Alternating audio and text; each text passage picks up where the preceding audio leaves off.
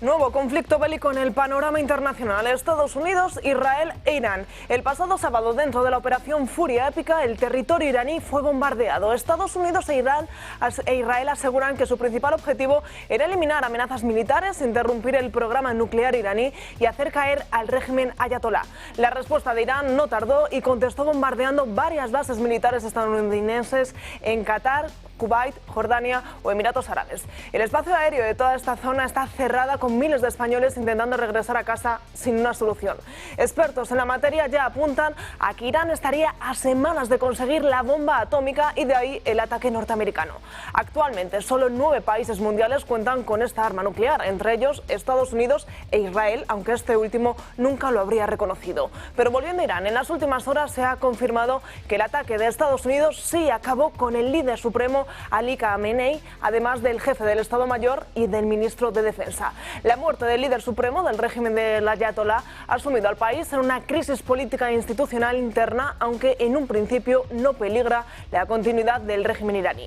A nivel internacional, las primeras consecuencias ya se notan. El cierre del estrecho de Hormuz hace que los mercados estén sufriendo importantes caídas y ya se amenaza con bloquear el 20% del petróleo mundial. La población iraní tiene sentimientos encontrados porque mientras algunos sienten incluso alivio por el ataque de Estados Unidos al actual régimen, otros ven la seguridad del país pender de un hilo. Curiosa ya para la historia la imagen de cientos de mujeres iraníes celebrando el ataque a su propio país. Hay que recordar que las mujeres en Irán apenas tienen derechos, sí un sinfín de obligaciones, y los castigos contra ellas son extremadamente duros. Desde España, de nuevo, el gobierno vuelve a mostrar su más que reconocido titubeo a la hora de posicionarse de un lado o de otro. Condenan el régimen de iraní, pero también los ataques de Estados Unidos e Israel. Como si nada tuviera su causa y efecto, como si después de décadas del régimen ayatolá en el poder ahora sirviese simplemente la palabra.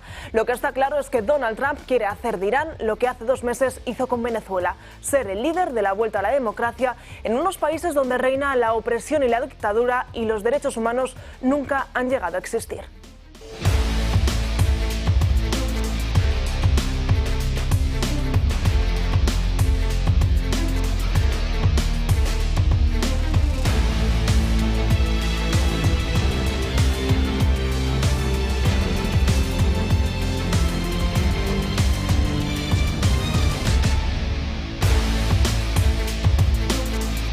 ¿Qué tal están? Muy buenos días. Lunes 2 de marzo miramos el Santoral y San Inés de Praga. Por delante, como siempre, 2 horas intensas en directo de programa en las que les vamos a intentar aclarar, contar esa última hora de ese conflicto entre Estados Unidos, Israel e Irán. Veremos todas las consecuencias, estaremos pendientes de los miles de españoles que siguen atrapados por el cierre del espacio aéreo, pero también pondremos la lupa, pondremos el foco en el Senado, porque desde las 9:30 José Luis Rodríguez Zapatero está declarando dentro de esa comparecencia por el caso Koldo. También hablaremos de muchos más temas que pondremos sobre la mesa, iremos desgranando algunos de ellos, estaremos muy pendientes de Mercosur. Ya saben, el viernes aquí les adelantábamos que von der Leyen había dado luz verde para comenzar con ese acuerdo, pese a que en un primer momento había sido paralizado, pero estará con nosotros una ganadera que nos va a contar todo lo que supone, todas esas consecuencias de ese Mercosur y cómo día a día siguen estando muy abandonados por el gobierno actual. Sobre todo hoy iremos hablando largo y tendido en las 2 próximas horas, pero antes, como siempre, toca presentar a las personas que me acompañan hoy aquí y vuelve a estar con nosotros don Julio Ariza. ¿Qué tal? Muy buenos días. Buenos días. Interesante la comparecencia de Zapatero, interesantes las posiciones en torno a Zapatero. Zapatero presume de que ha sido un intermediario para sacar gente de la cárcel en Venezuela. Incluso te da nombres concretos y te dice este y este. Lo que no te explica es cómo, gracias a, entre otros, a personas como él, el régimen criminal de los Chávez y Maduros que han sido, ha estado avalado por personas como él, que han contribuido a que ese régimen no tuviera ningún problema, sino que fuera, pues, digamos, mejor admitido, mejor considerado en todo el mundo, lo cual, ¿qué propiciaba? Propiciaba más tortura, más crímenes, más pobreza, 10 millones de venezolanos fuera. Es decir, es lo que hay que poner en la balanza, ¿no? Está muy bien que alguien diga, no, es que gracias a mí han salido unos cuantos de la cárcel. Es que no tenía que haber ninguno en la cárcel y por tu apoyo ese régimen se sostuvo.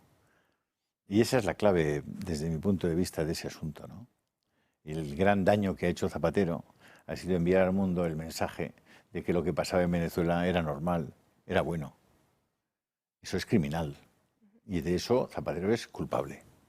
Y yo, si pudiera estar en el Senado esta mañana, yo a él se lo he dicho, esto mismo, se lo diría en el Senado también públicamente, como lo hago ahora.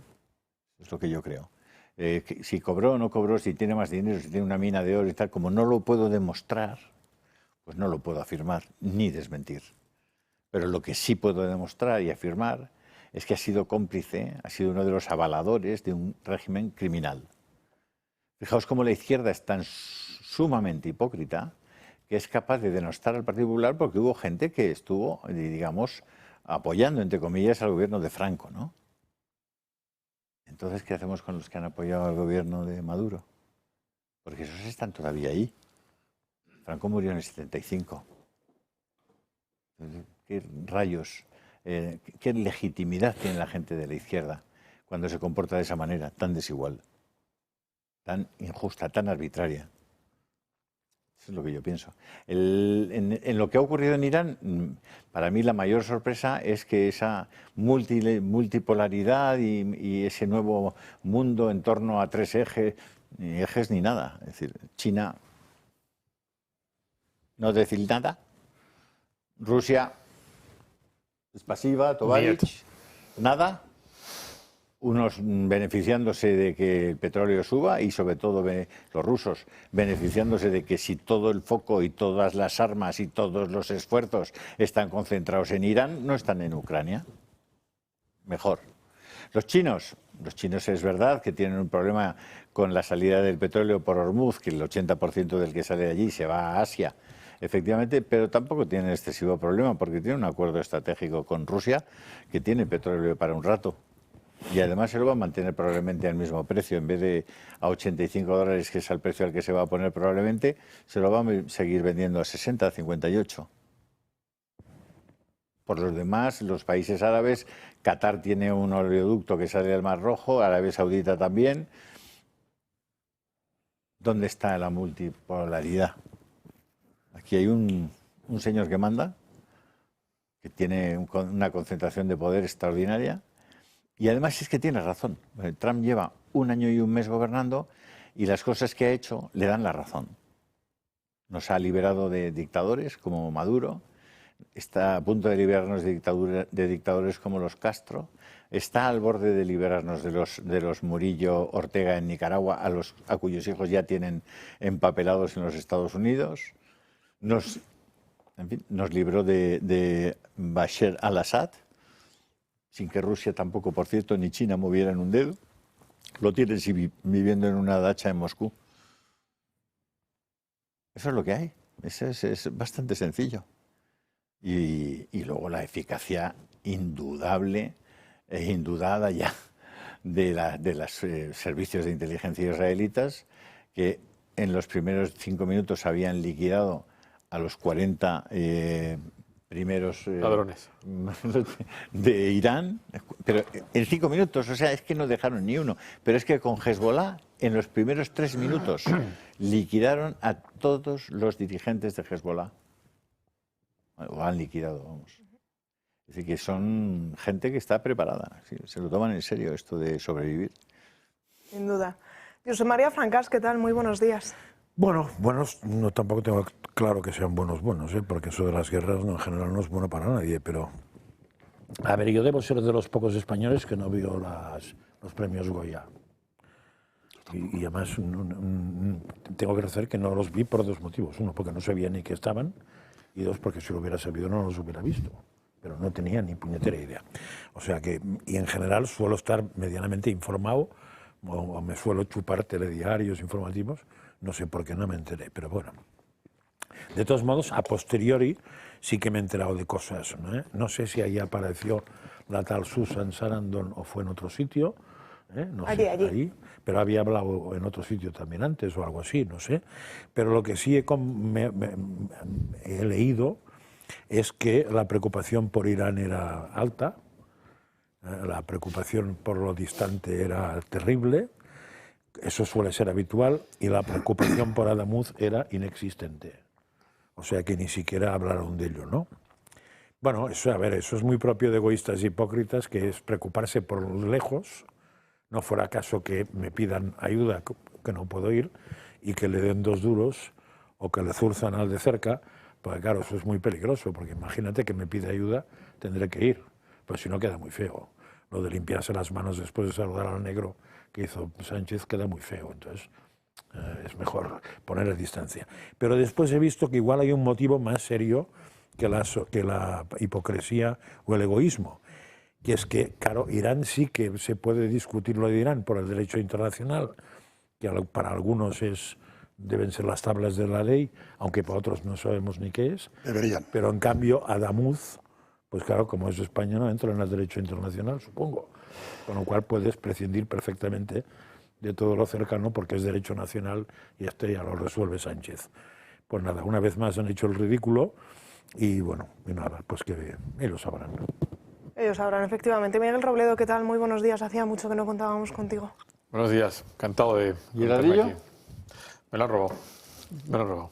O sea, me he dado la vuelta y alguien lo ha usado para rematar su ventana o la puerta del baño. Queríamos resolver el problema de la vivienda.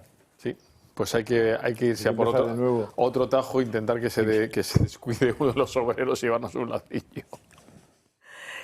Miguel Ángel Gómez, muy buenos días. Buenos días. ¿Cómo estás?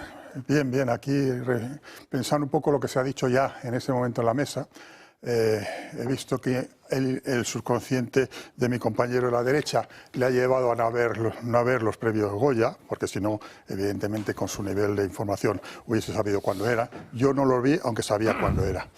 Se ha hablado aquí, evidentemente, de la operación Trump y yo aconsejaría a todo el mundo que cuando piense lo que Trump está hecho, ponga China por delante, porque detrás de toda esta actuación de Trump está China, en más o menos medida. Tal vez en Cuba no, Cuba sea la excepción. Y con el tema de Adamuz, pues es que es lo de siempre. Si a estos señores lo que menos les interesa es lo que le pasa a los españoles. No nos ensañemos, es la realidad.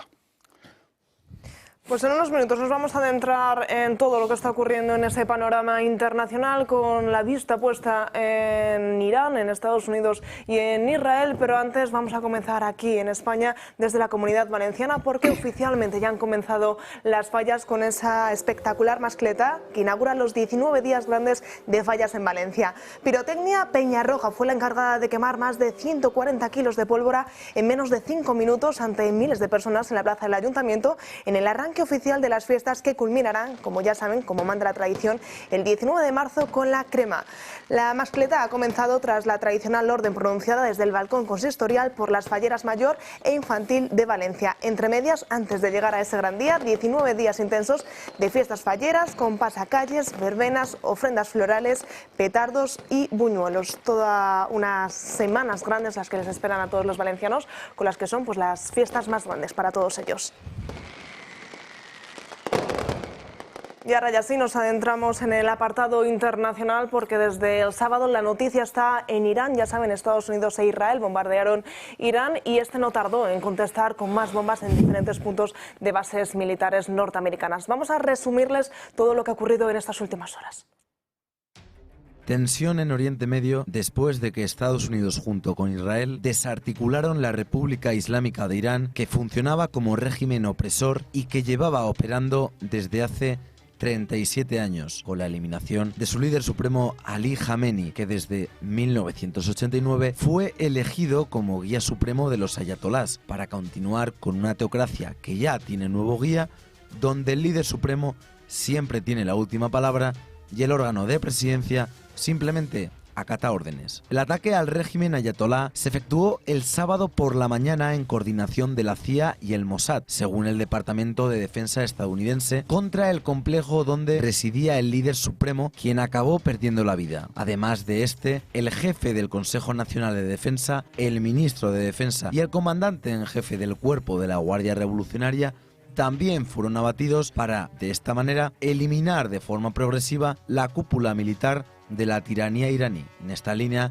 el grupo terrorista Hezbollah, organización libanesa aliada de los ayatolás, lanzó cohetes y drones contra Israel como represalia por la muerte de su guía supremo, para que después Israel atacara posiciones de Hezbollah en el sur del Líbano, según confirmó un portavoz de las Fuerzas de Defensa de Israel. En estos momentos hay más de 550 muertos en Irán por la ofensiva militar de Estados Unidos e Israel, donde 131 ciudades se han visto afectadas por los bombardeos con el fin de desarticular el régimen iraní. El presidente del gobierno, Pedro Sánchez, se ha opuesto rotundamente al ataque unilateral de Estados Unidos e Israel frente al régimen iraní. Nos estamos precipitando de manera muy peligrosa hacia un mundo cada vez más inestable, más inseguro, más belicoso y por tanto más injusto.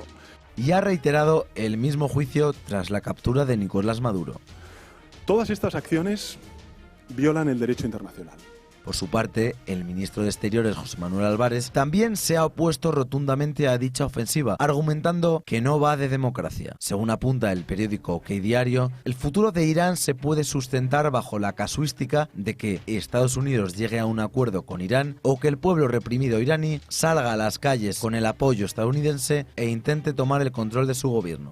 Frente a este suceso, el corresponsal de ABC en Washington, David Alandete, ha informado de que una de las razones centrales para el ataque del 28 de febrero a la ciudad de Teherán fue el ultimátum de Estados Unidos a Irán para detener el enriquecimiento de uranio, debido a que el programa nuclear iraní ha sido la principal fuente de tensión desde hace décadas.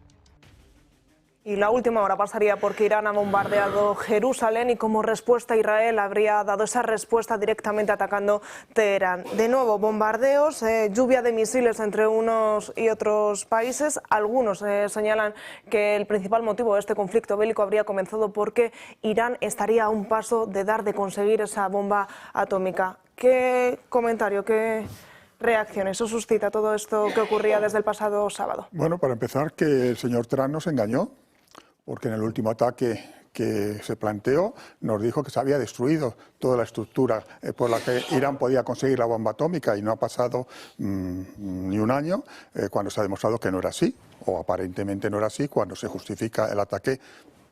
Una de las razones que justifican el ataque es ese. Hay muchas más razones para atacar a Irán por parte de los Estados Unidos, pero bueno, quiere decir que Trump no nos dice toda la verdad todas las veces. No sé si alguien las había dado cuenta hasta ahora. Que nos enmientan ahora. O sea, que se pero en algún momento no nos dice toda la verdad. La declaración de que me he cargado lo que estaba en el subsuelo y faltan pocas semanas para que consiga la bomba atómica es contradictoria. Entonces, una de las dos se la han inventado. Vamos. Yo creo que La experiencia es que, dicen todos, yo no lo sé porque no he participado en ninguna, pero que el primer derrotado en una guerra es la verdad. Con lo cual nos van a engañar seguro.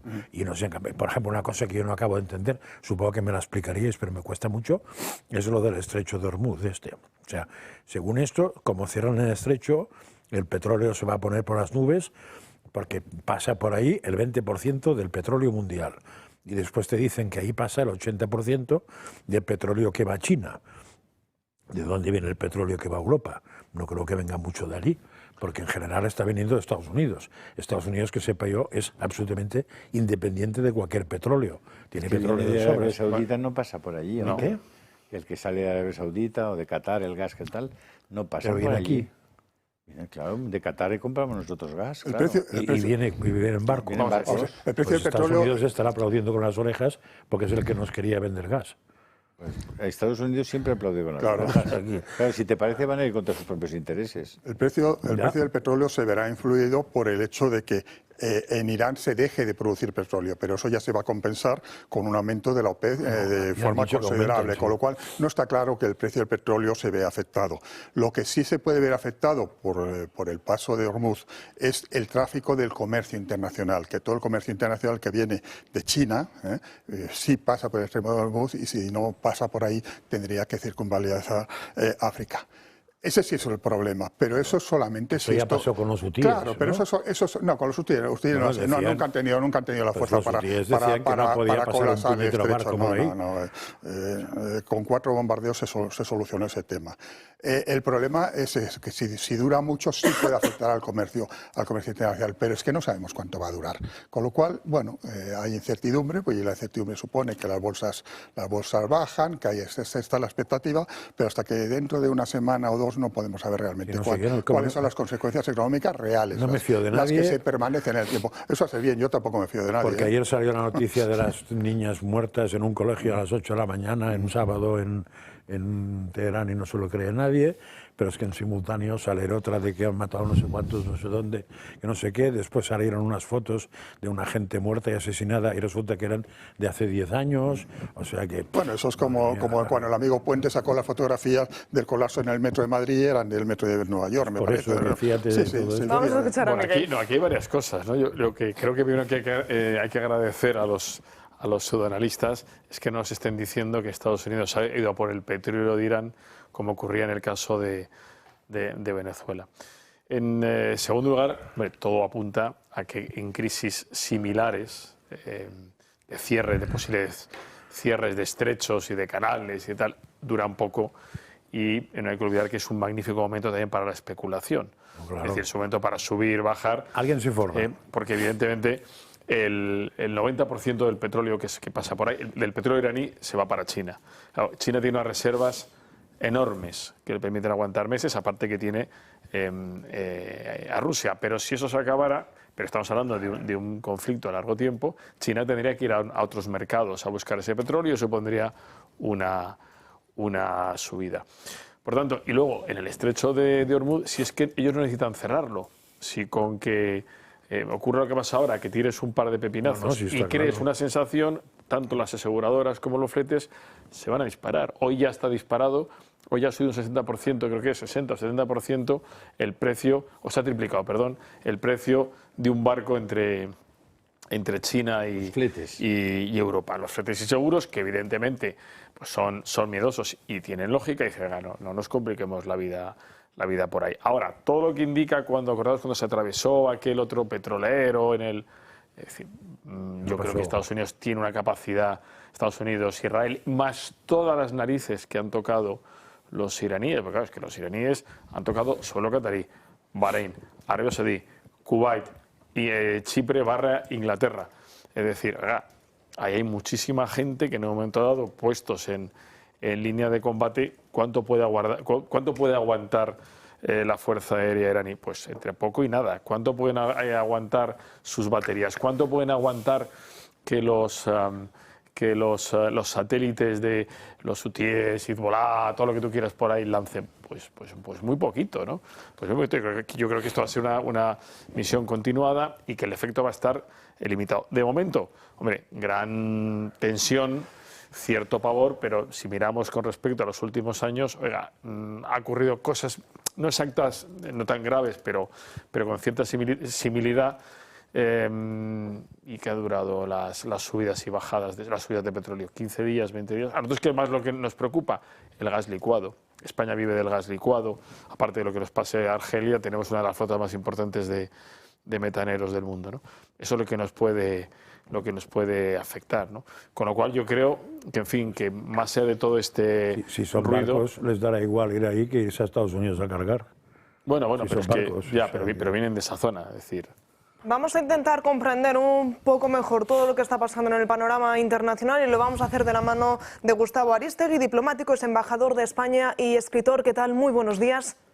Muy buenos días. Gustavo, inténtanos explicar un poco dónde está el origen de todo este conflicto que, como decíamos, nos despertábamos el sábado alarmados por todo lo que estaba ocurriendo. Pues el conflicto empieza hace 47 años. Me vais a permitir que me autocite.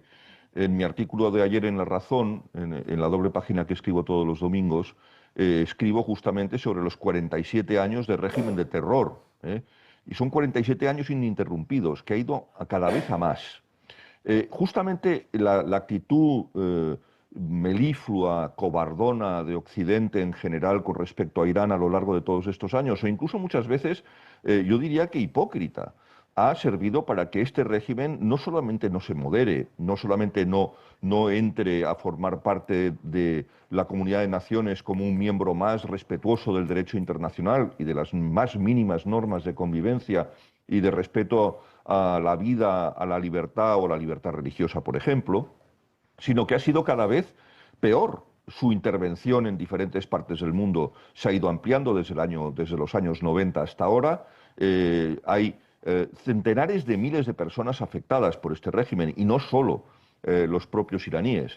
No olvidemos que regímenes que les eran completamente fieles eran brutales dictaduras. Por ejemplo, el régimen de la familia al-Assad, que felizmente ya hizo implosión el año pasado.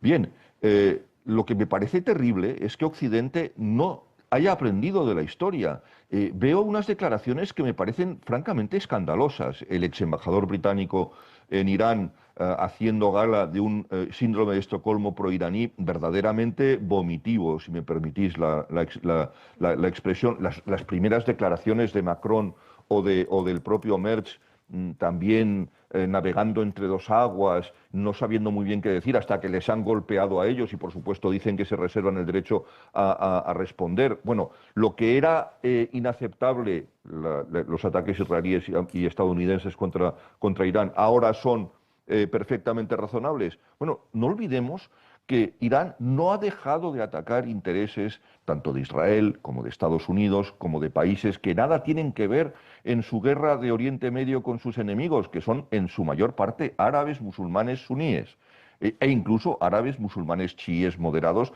que no quieren saber nada del régimen iraní. No olvidemos los atentados de Buenos Aires contra la embajada israelí, contra el Centro Cultural AMIA, contra el bar El Descanso en España. Nos olvidamos permanentemente que 18 españoles fueron asesinados por Hezbollah bajo instrucciones, armamento, inspiración y dirección del régimen iraní. 18 españoles. No olvidemos que los miles de secuestros, no olvidemos las muertes causadas en Irak. No olvidemos el sufrimiento que han causado a diferentes poblaciones dentro de su propio país. Si en Irán tú eres un musulmán no chií y no eres persa, eres baluchi, eres kurdo o eres de cualquier otra minoría, eres judío o eres zoroastriano, que es la religión original, monoteísta original de Irán antes de que fuese islamizada. Bueno, pues esas personas no pueden ni expresarse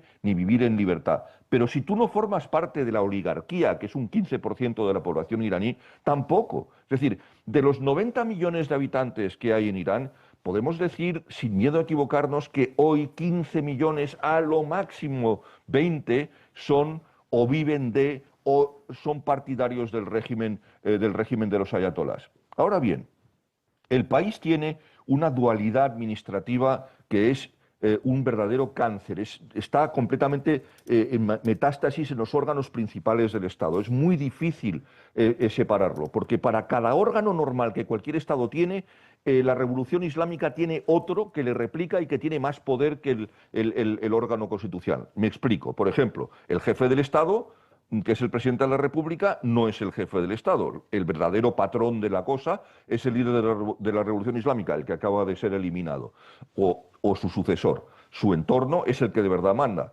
El Consejo Ejecutivo Real del país no es el Consejo de Ministros, es el Consejo de Guardianes de la Revolución, su nombre lo indica todo. Son quienes deciden quién puede presentarse a las elecciones. Son quienes pueden destituir a un ministro alto cargo o incluso pueden destituir al presidente o a cualquier diputado del Parlamento. Nadie se presenta a las elecciones en Irán, nadie que no haya sido validado por el Consejo de Guardianes. El Parlamento no pinta nada, está la Asamblea de Expertos. Son ellos los que deciden por el país. El Poder Judicial está completamente en manos del mundo revolucionario. Justamente el presidente de la Corte Suprema de Injusticia, me permitís el juego de palabras, es uno de los 5 candidatos a la sucesión del ayatolá Ali Khamenei.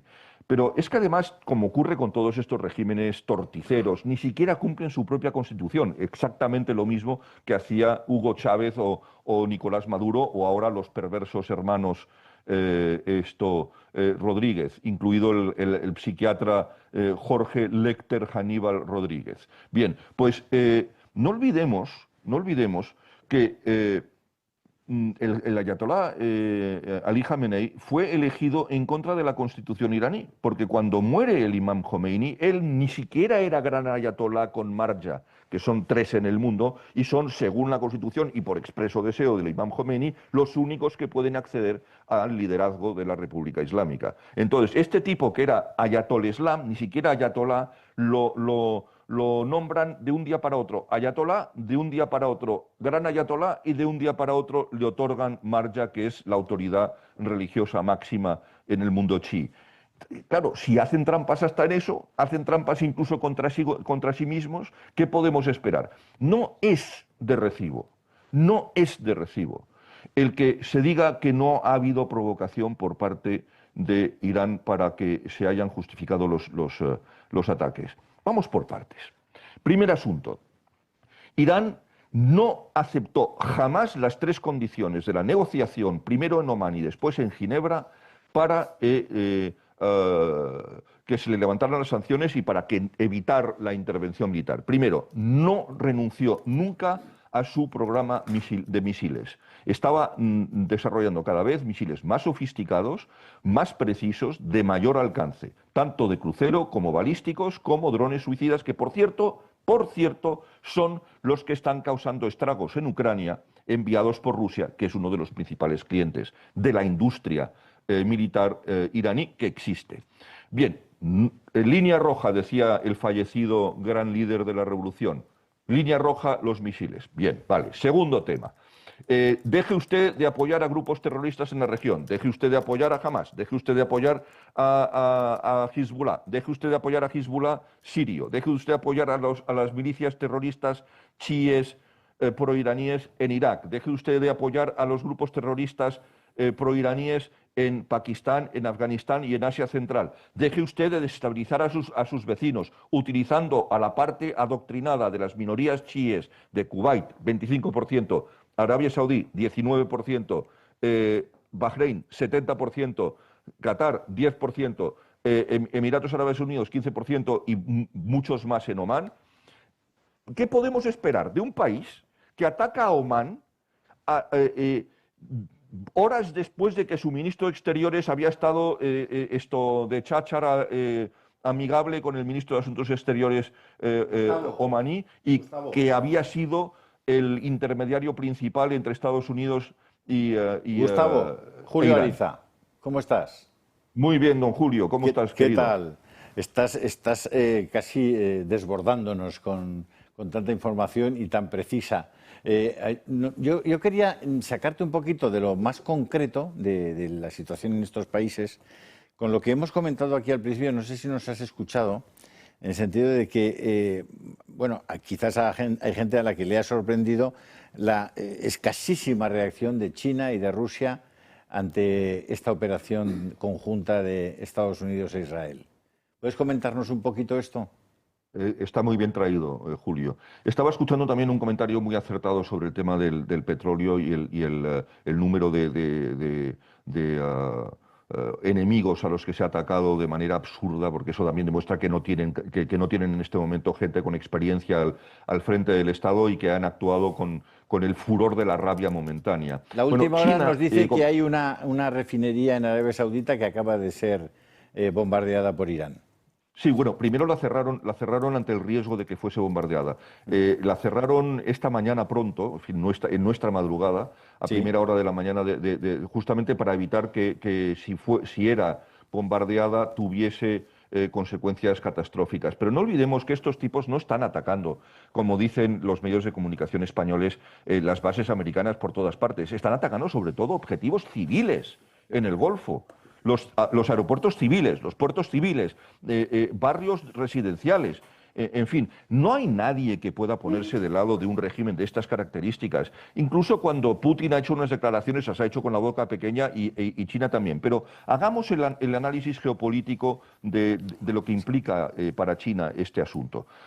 Cuando la gente analiza a Trump de una manera elemental, no voy a ser yo el que diga que Trump tiene las mejores maneras diplomáticas del planeta, porque no las tiene. Es decir, que Trump no sería elegible para el premio Metternich al mejor diplomático de la historia. Pero bueno, sin embargo, cuando empieza a recibir los briefings de inteligencia, que eran los mismos que recibía el senil Biden, empezó a darse cuenta que había 3 o 4 cosas en el mundo que eran absolutamente urgentes. Una, Groenlandia, porque China y Rusia estaban abriendo lo que los chinos eufemísticamente llaman la ruta de la seda ártica, y que por lo tanto la manipulación del movimiento independentista groenlandés tenía como objetivo separarlos de Dinamarca, conquistar ese grupo de separatistas y que la isla cayese en la órbita china y rusa, y por lo tanto el paso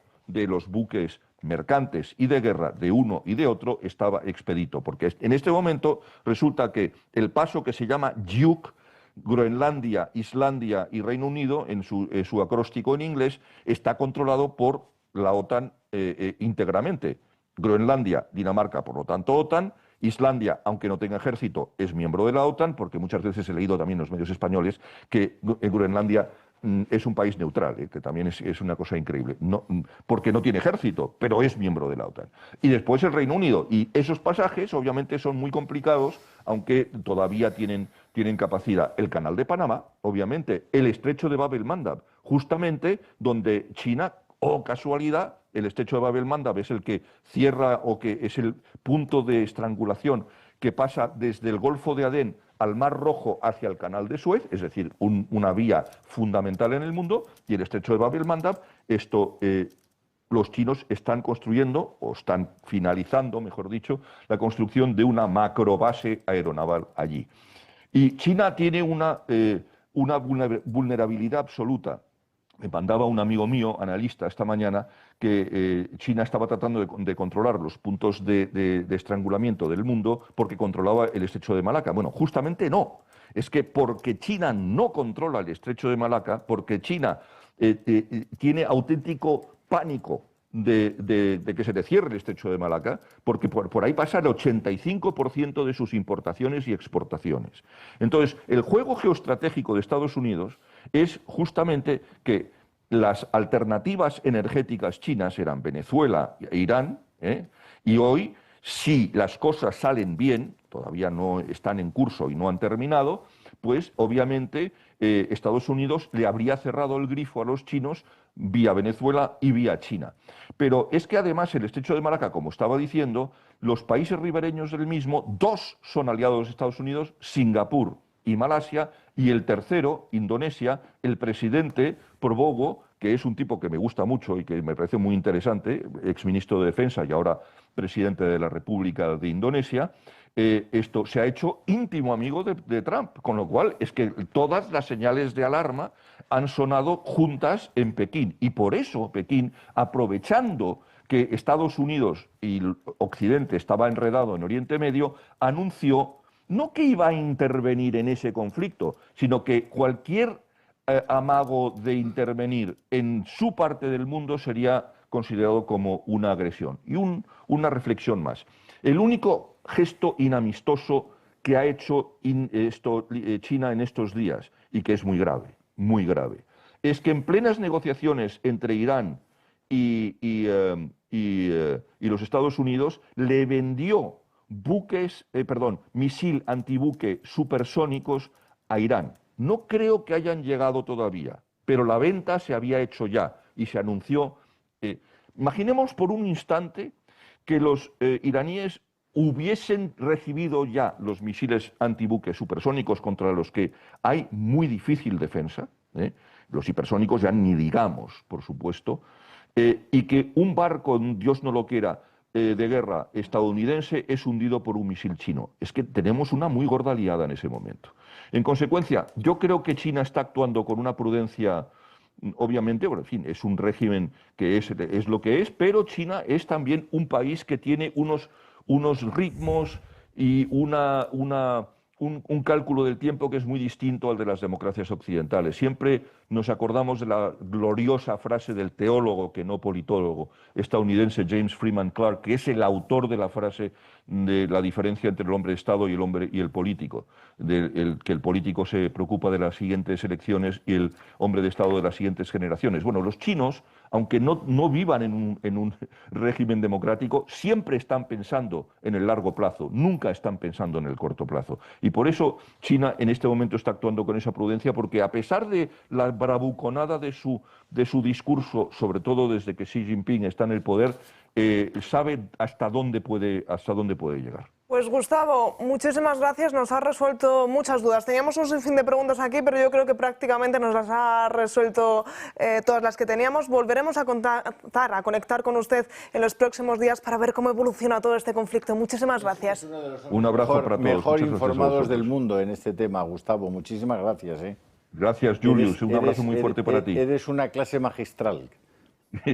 Muchas gracias, Julius. Gracias, Gustavo. Hasta pronto. Nosotros nos vamos a ir rápidamente a la primera pausa publicitaria del programa de hoy y a la vuelta seguimos aquí en Dando Caña.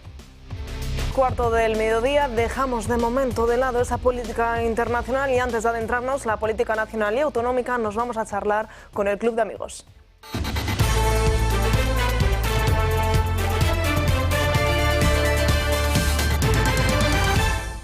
Y como siempre lo hacemos de la mano de Paula Cruzado. ¿Qué tal? Muy buenos días. Muy buenos días, estamos a lunes, arrancamos semana y sobre todo mes.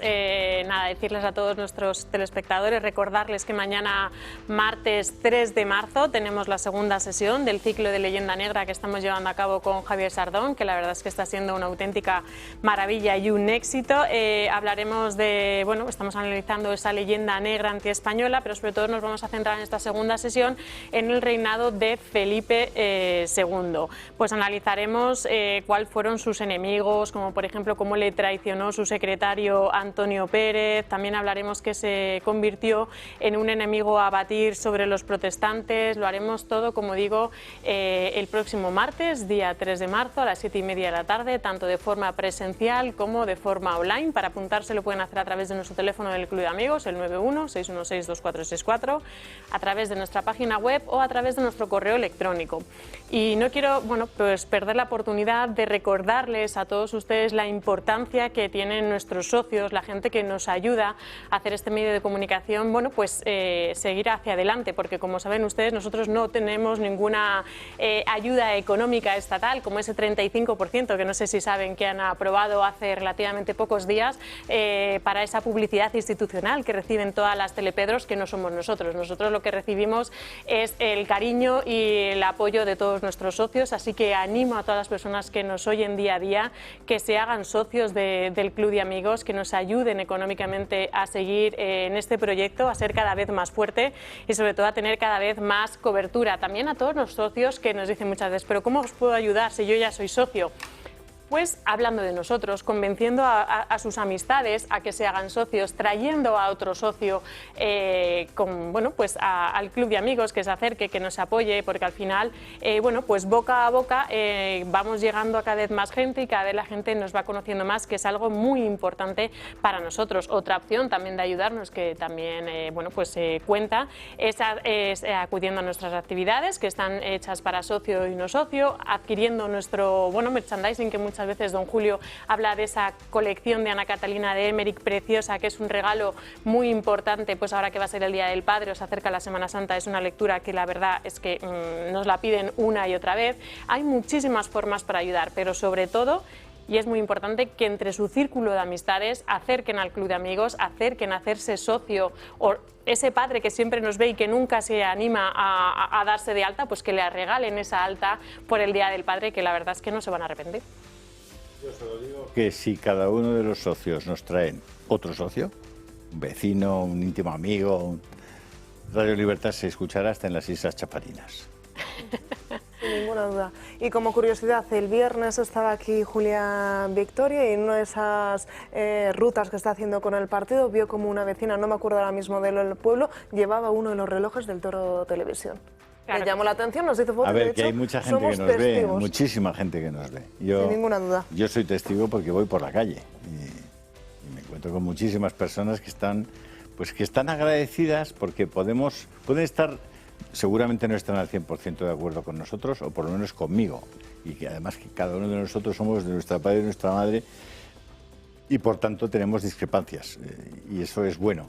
Y además en la discrepancia puede salir la luz, porque siempre y cuando sean discrepancias razonablemente llevadas y educadamente llevadas, ¿no? Y que es como discurren nuestras tertulias. Pero al margen de que estén en un acuerdo al 100%, la mayor parte de nuestros espectadores comparten una visión del mundo, una visión del hombre, de la libertad, de la vida.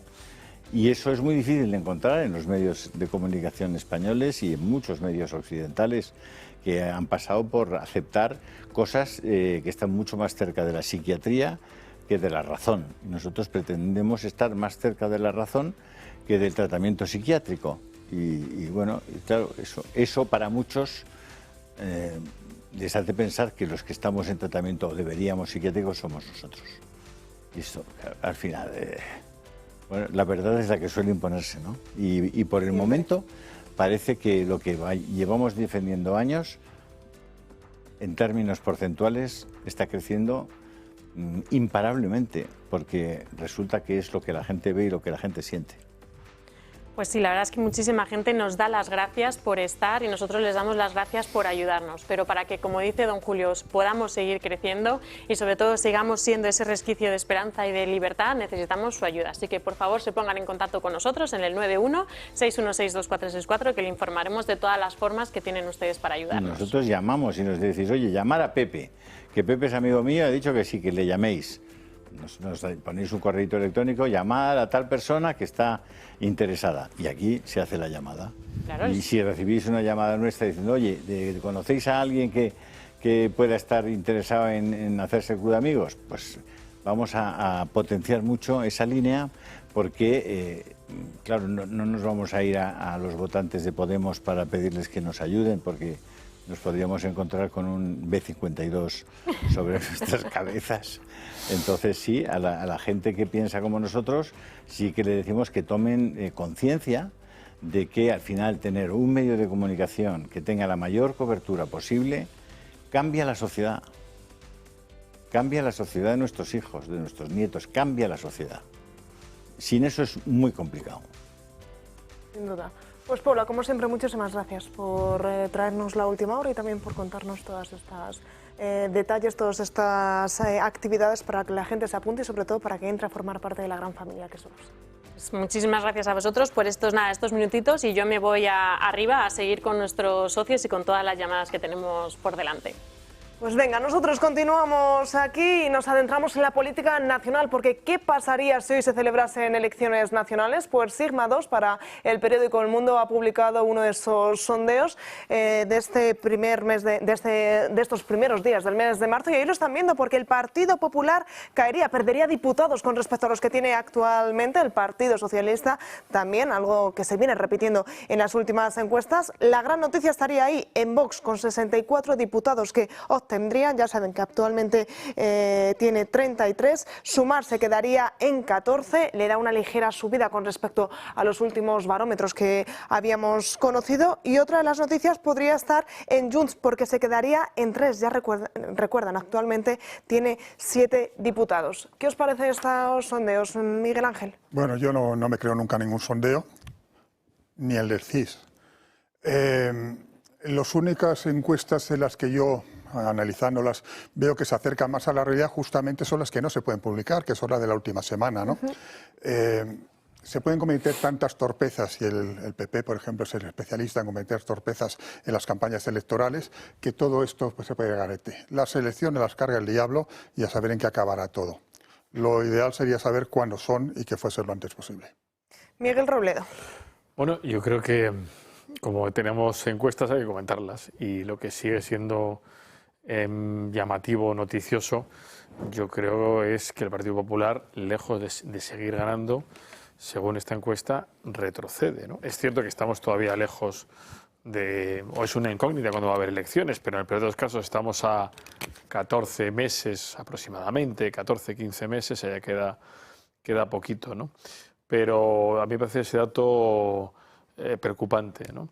Y luego hay uno segundo también llamativo, es decir, Vox, que supuestamente, o para algunos, está en uno de los peores momentos y tal, pero sin embargo las encuestas paradójicamente están diciendo que está en el mejor momento electoral de su historia y no para de subir. Ya no hablamos de una comunidad autónoma, sino que estamos hablando ya en el ámbito nacional, en España. Estamos hablando de si fuera mañana y fuera esto decisivo, no olvidemos que hay una movilización muy importante que se produce desde el momento que ya se convocan las elecciones y ya decides quién vas a votar, pero estamos prácticamente siguiendo la estela de esta encuesta, está duplicando el resultado del año 23, ¿no? De julio del 23. Sí, pero ¿por qué no nos dan nunca en esta media tarta que nos presentan siempre cuántas son las personas que no saben, no contestan a la encuesta? Porque eso es también relevante. Naturalmente sería mucho más relevante también a quién se dirige la encuesta, ¿no? Porque hay encuestas que están muy sesgadas, dirigiendo a una serie de población, por ejemplo, urbana o rural, que determinan un resultado u otro. En función de la proporción, pues no nos engañemos, Vox, por ejemplo, ha conseguido, pues a base de mucho trabajo, un respaldo en el ámbito rural muy importante. Pues si la encuesta está sesgada hacia el ámbito rural, se conseguirá un resultado u otro. En función de las provincias a las que se pregunten también. Ese dato no lo tenemos. Y claro, evidentemente, bueno, si se tiene, si te analizas evidentemente el detalle de la encuesta, pero no en el momento que se nos da el resultado, con, ya digo, esa media tarta. Con lo cual, hay veces que yo no suelo meterme, porque no soy un especialista en el detalle de las encuestas, pero hay veces, en un par de ellas que me he metido, he dicho, bueno, esta encuesta está totalmente sesgada. A veces en una dirección y a veces en otra. Y, por desgracia, además, las encuestas se utilizan para intentar dirigir el voto, para intentar cambiar tendencias. Bueno, pues ya digo que yo no me creo ninguna encuesta. Especialmente la del CIS. Bueno, sí, pero precisamente la del CIS. La del CIS está dedicada a que el señor Sánchez convoque elecciones, porque evidentemente si tiene la mayoría absoluta en cuanto se descuide, ¿no? Pero yo creo que Sánchez tampoco cree al CIS, no me da la impresión. Vamos con otra encuesta, la que ha publicado Sociométrica para el periódico El Español, esta vez centradas en las elecciones autonómicas de Castilla y León. El Partido Popular volvería a ganar, sacaría entre 30 a 33 procuradores, actualmente tiene 31. Partido Socialista bajaría, perdería tan solo 3 procuradores y de nuevo la noticia vuelve a estar en Vox, que pasaría de los 13 que tiene actualmente, los que obtuvo el pasado febrero de 2022, hasta los 18-21. También subiría UPL, la Unión del Pueblo Leonés, que podría obtener 4 o 5 representantes, mientras que Soria ya bajaría a 1 o incluso 2 y por Ávila seguiría manteniendo ese procurador que tiene actualmente. Desaparecerían, como ya venía siendo habitual, tanto Podemos como Ciudadanos de ese hemiciclo de las Cortes de Castilla y León. Francas. Hombre, a ver, de la misma manera que la otra, voy a tirar de ironía todo el rato, porque nunca comento encuestas tomándomelas en serio. Digo, de la misma manera que la otra era muy chocante con el CIS, y entonces no sé por qué se equivoca tanto, porque teniendo el CIS de referencia se podría acercar a lo que decía. Esta choca bastante con la publicada la semana pasada, no sé por qué no era, si era por El Mundo. Sigma 2 yo creo que era de Castilla y León. Sí, una de Castilla y León que decía que ya se había acabado la cosa, o sea, que Vox caía, que tal, no sé qué, que el PSOE más o menos aguantaba y tiraba para arriba. O sea, es curioso que en tan pocos días haya tanto cambio de expectativas. ¿Eso quiere decir que una de las dos está mal? No, yo creo que quiere decir que las dos buscan algo que no es precisamente la realidad, ¿eh? Y ahora lo que está de moda es intentar explicar que Vox se acerca mucho al PP, con lo cual, pues, no sé, a partir de ahí creo que Sánchez quiere hacer algo cuando ocurra eso, y no sé si el PP tendrá que hacer otra cosa o los votantes cuando pase eso se van a otro sitio, no sé, pero eso es la tendencia que parece que hay ahora. Con lo cual las encuestas van a ir un poco por ahí. Esta lo único que me dice es que si eso es verdad, que lo dudo, estamos ante un Aragón 2 o un Extremadura 3. Bueno, yo creo que lo que hay, no sé si son verdad o no son verdad. Las encuestas normalmente se construyen para hacer una noticia y para hacer publicidad del encuestador y de la empresa que ha pagado la encuesta, ¿no? Luego ya las fichas técnicas, eso es la gente que sabe, es capaz de discernir y de distinguir qué puede haber de razonable y tal. En general lo que se mide, y Miguel es un buen conocedor de eso, a lo que hay que atender son a las tendencias, ¿no? Es decir, cómo van las curvas, hacia arriba, hacia abajo, cómo se mueven y con qué rapidez fluctúan, etcétera, ¿no?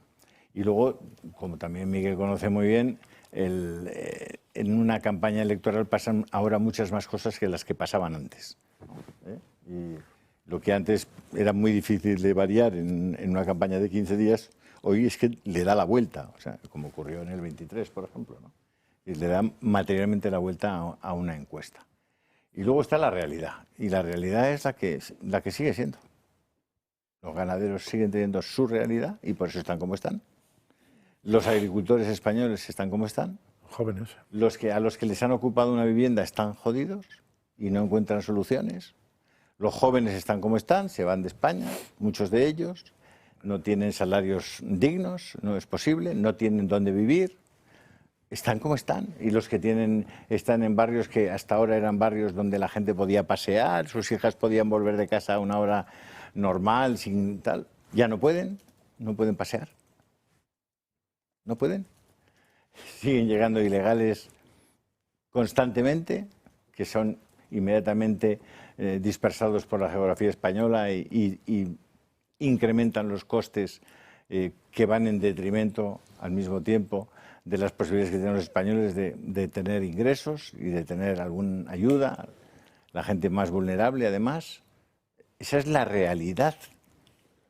Y llega el día 20 y no puedes llegar a fin de mes, ya no te queda dinero y estamos tirando del ahorro que está prácticamente desapareciendo en los españoles. Todo eso es lo que hay. Y ahora, pues, ¿quién está respondiendo públicamente diciendo a esto, le voy a poner remedio? Pues Vox con su programa electoral. Y poco a poco los otros partidos que ven que no hay otro remedio que ir acercándose a ese tipo de planteamiento, pues van haciéndolo, como dice hoy el ABC en su portada, ¿no? El PP ya vota con Vox en seguridad, en tal, porque es lo que hay. No, es que de hecho... Os voy a cortar porque tenemos una invitada. Tenemos a Gemma Hidalgo, asesora energética de Comunidad Solar, una empresa española que está impulsando el modelo de autoconsumo remoto, permitiendo a miles de personas ahorrar en su factura eléctrica sin necesidad de instalar placas en casa. Además, hoy viene con una novedad importante. Su último parque solar está ya al 85% de ocupación. Gemma, muy buenos días. Para quienes no lo conozcan, ¿qué es exactamente el autoconsumo remoto y cómo funciona? El autoconsumo remoto es lo que nos permite consumir y beneficiarnos de una energía solar sin necesidad de tener un tejado propio, ya que nosotros desarrollamos estos parques y cada persona, negocio puede comprarlos y a través de la red eléctrica beneficiarse de ello. Por lo tanto, el ahorro es directamente en la factura eléctrica, claro. Este último parque incorpora baterías. ¿Qué cambia eso respecto a un parque solar tradicional como el que conocemos? Cambia muchísimo. Hasta ahora solamente podía afectarnos el ahorro en las horas de consumo en las que se está produciendo esta energía y con las baterías logramos que un muy buen porcentaje de las horas solares lo podamos trasladar a las horas nocturnas. Por lo tanto, las horas se alargan muchísimo y el beneficio es aún mayor. Nos comentabas que este parque está ya al 85% de su ocupación. ¿Qué significa eso para quienes nos están viendo? Pues que todavía hay tiempo de poderse unir a este gran proyecto. Nos pueden contactar las personas, negocios, familias que se informen sin ningún compromiso y que empiecen ya a ahorrar en su factura de luz, claro. Pues Gemma, como siempre, muchísimas gracias por atendernos. Muy pendientes estamos de ese número de teléfono. Gracias, que tengas buen día. Gracias, un saludo. Un saludo. Nosotros nos vamos rápidamente a una nueva pausa publicitaria y a la vuelta seguimos analizando toda la actualidad política del panorama nacional. 1:04 del mediodía, seguimos aquí en directo. Les contábamos una de esas encuestas que tenía que ver con esos comicios autonómicos de Castilla y León. Pues nos vamos en directo hasta Almazán, en Soria, porque allí Santiago Abascal está atendiendo a los medios de comunicación. Escuchamos en directo. Y por eso Pedro Sánchez es el mejor amigo que tienen en Europa los ayatolás y también el mejor amigo que ha tenido Maduro. Y por eso Pedro Sánchez se ha convertido en un problema para la seguridad de los españoles. Pero no solo para la seguridad, también para la prosperidad y para la libertad de los españoles. Lo comprobamos todos los días caminando por las calles de España y hablando con los españoles. Lo hemos vuelto hoy a comprobar en Almazán, hablando con muchos vecinos. Y lo cierto es que esto no tiene aspecto de mejorar, porque las cosas que nos cuentan son verdaderamente preocupantes para el día a día de los ciudadanos, como el colapso sanitario, el abandono de sus ciudades y de sus provincias, de los jóvenes médicos y de los jóvenes sanitarios, el intento de sustituir a la población con una invasión migratoria, la fiscalidad en máximos y los servicios públicos cada vez más pésimos. Y a nosotros esto es lo que más nos preocupa. A nosotros no nos interesa Groenlandia, nos interesa Soria y nos interesan todas esas tierras de España que están siendo abandonadas a su suerte, que están siendo vaciadas y que están siendo condenadas también a la inmigración masiva y, más pronto que tarde, a la islamización. Creemos que debemos dar respuestas a esas cosas, pero creemos que solo se puede recuperar Soria si recuperamos el campo, si recuperamos la industria, y para eso hay que revertir las políticas que se han venido haciendo, las políticas del Pacto Verde, las políticas de los acuerdos comerciales que arruinan a nuestro campo y a nuestra industria, y por lo tanto para eso hay que revertir traiciones como la de Mercosur.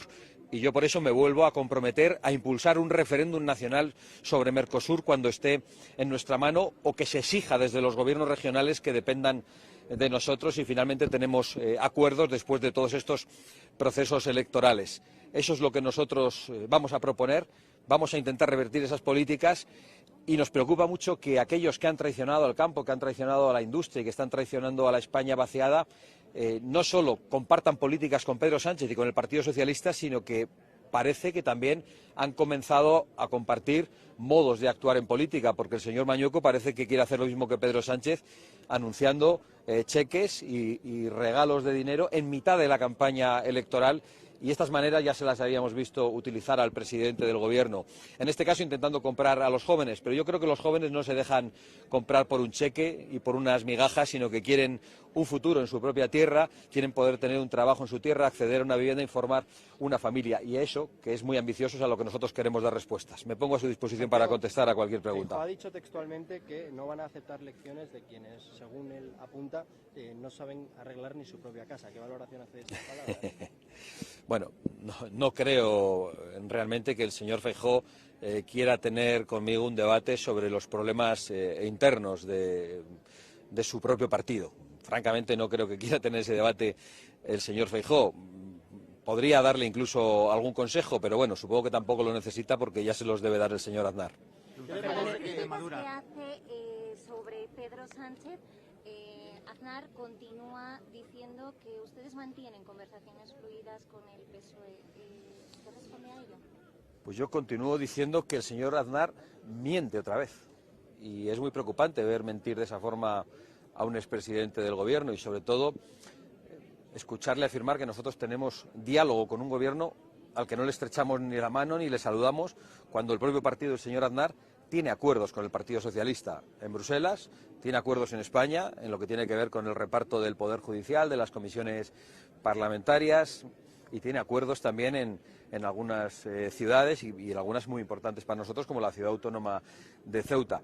Por lo tanto, es el Partido Popular el que tiene acuerdos con el Partido Socialista, no somos nosotros. Yo no he llegado nunca a ningún tipo de acuerdo con el Partido Socialista. Nunca es nunca. El señor Aznar y el señor Feijóo no pueden decir lo mismo. ¿Algún avance en las negociaciones de Extremadura? Que la izquierda haya convertido los Goya en un evento de proselitismo político. Bueno, yo estos días he dicho que no tengo tiempo para distracciones, porque nuestra misión en esta campaña es muy importante y consiste precisamente en escuchar a la gente y en intentar dar respuesta a problemas enquistados desde hace mucho tiempo. Y estoy concentrado en eso. Francamente no tengo distracciones para escuchar los Goya, no sé qué es lo que ha ocurrido, no sé si han mostrado alguna preocupación los actores por el crimen de Adamuz, donde han muerto 47 españoles como consecuencia de la corrupción. No sé si han hablado de la corrupción de la familia de Sánchez y no sé si han hablado de los criminales de los ayatolás que estaban masacrando a su propio pueblo.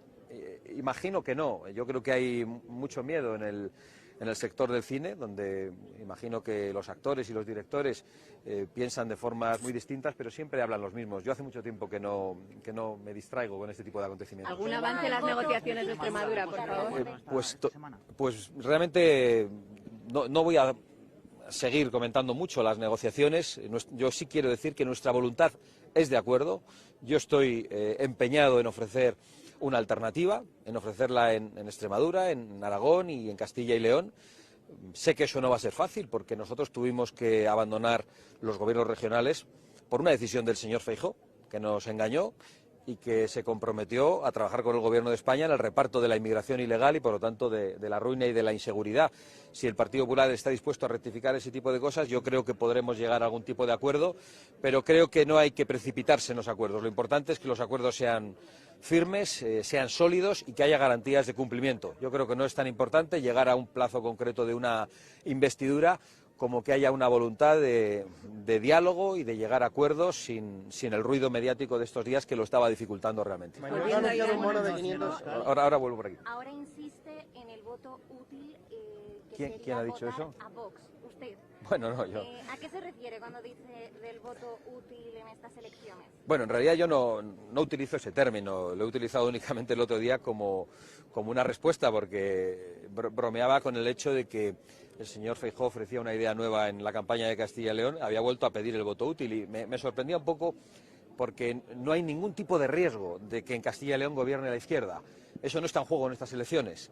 El Partido Socialista no va a tener capacidad de llegar a un pacto con nadie, salvo que llegue a un pacto con el Partido Popular. Pero no hay ningún tipo de riesgo de que la izquierda gobierne en Castilla y León y, por lo tanto, me sorprende escucharle al señor Feijóo esas apelaciones tan viejas y que han funcionado tan poco al voto útil para pedir que el voto se concentre en el Partido Popular. Yo creo que tiene algo de razón, y eso es lo que decía el otro día, en que no hay que dividir el voto. Y yo creo que no hay que dividir el voto de los castellanos y de los leoneses que están contra Mercosur, y para eso la única alternativa es Vox, porque Mercosur lo han pactado el Partido Popular y el Partido Socialista.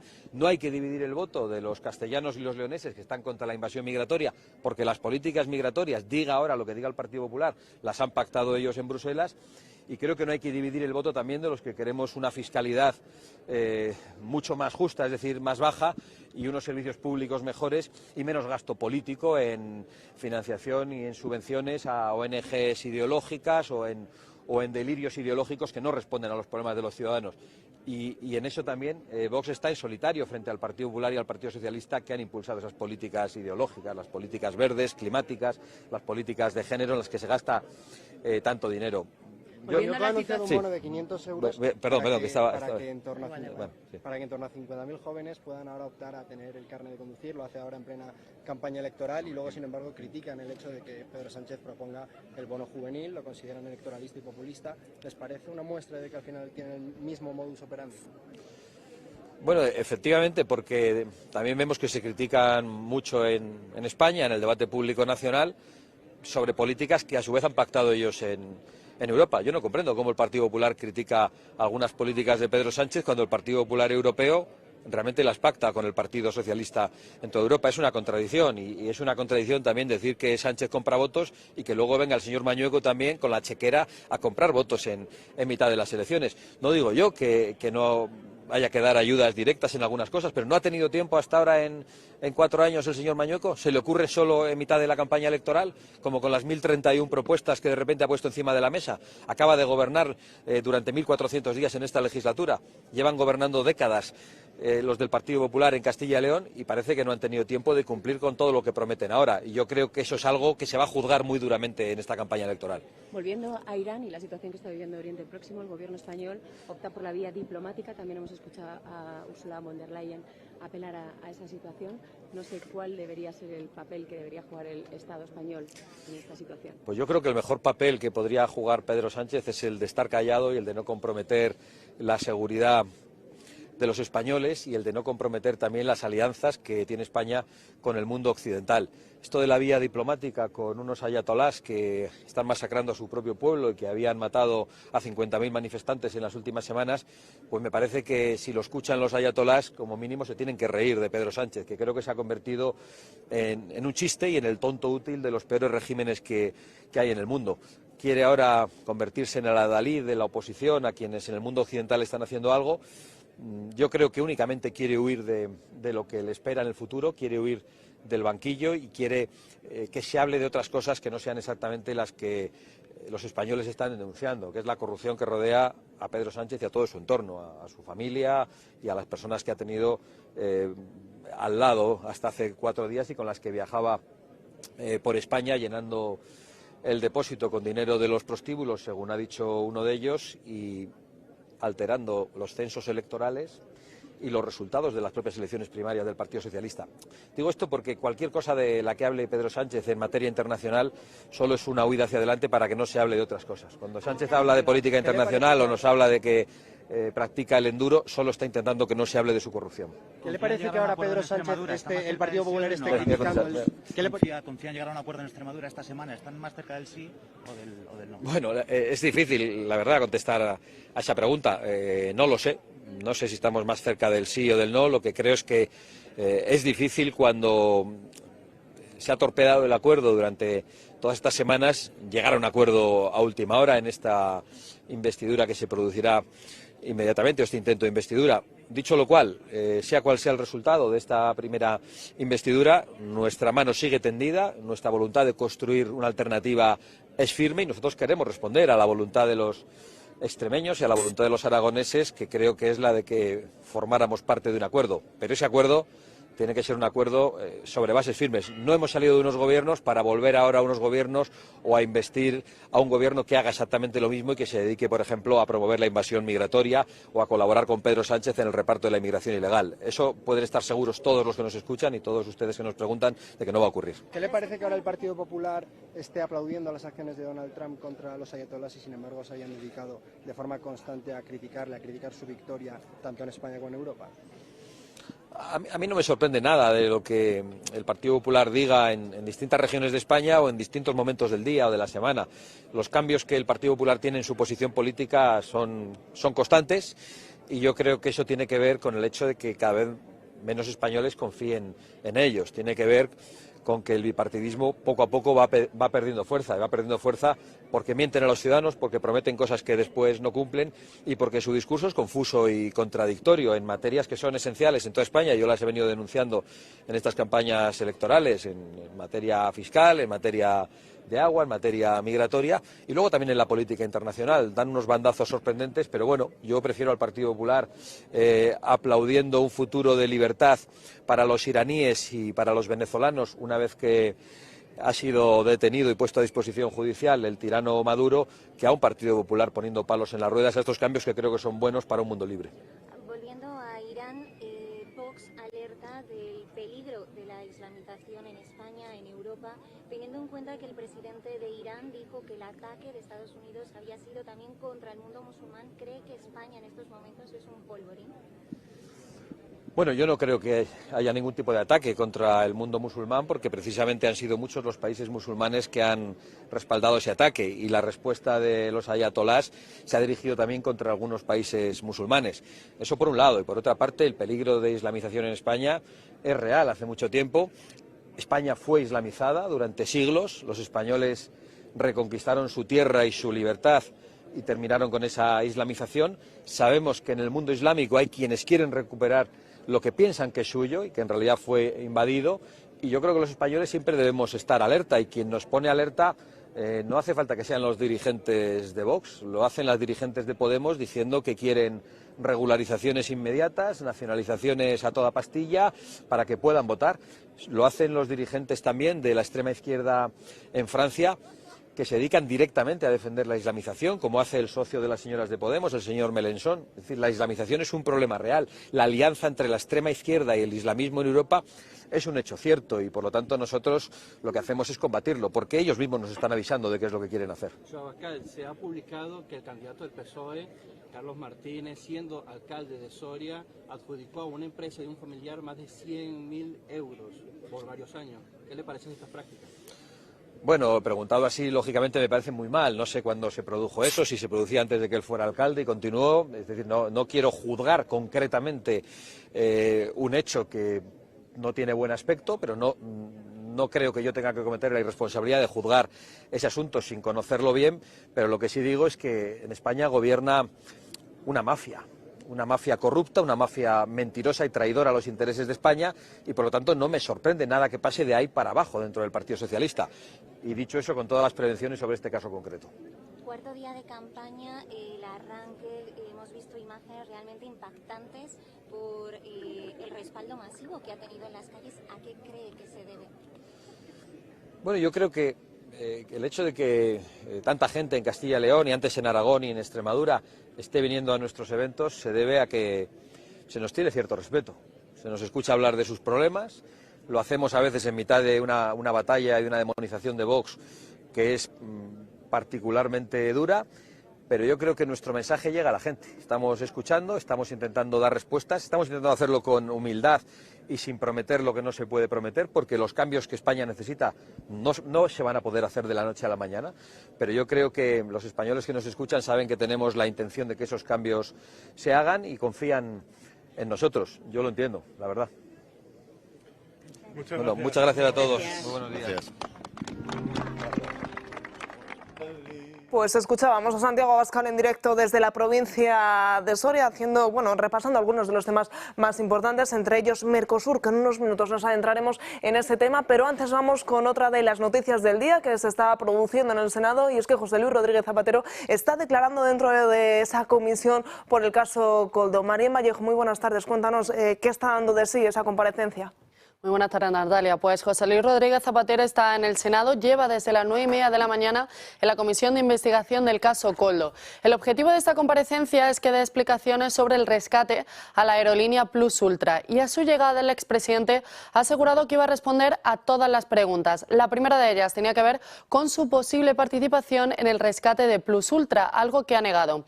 Ha negado también que le diera un chivatazo a Julito Martínez sobre su detención, al igual que lo ha hecho cuando ha sido preguntado por posibles reuniones con José Luis Ábalos. Jamás me reuní con el señor Ábalos para hablar de Plus Ultra. Es más, la única vez que siendo ministro he estado con el señor Ábalos fue después de la aprobación del rescate de Plus Ultra. Respecto a Venezuela, Zapatero asegura tener una gran relación con Delcy Rodríguez y que participó en la liberación de presos venezolanos. Por otro lado, niega que exista el supuesto sobre que Delcy le entregó al Dama sobre la financiación irregular del Partido Socialista.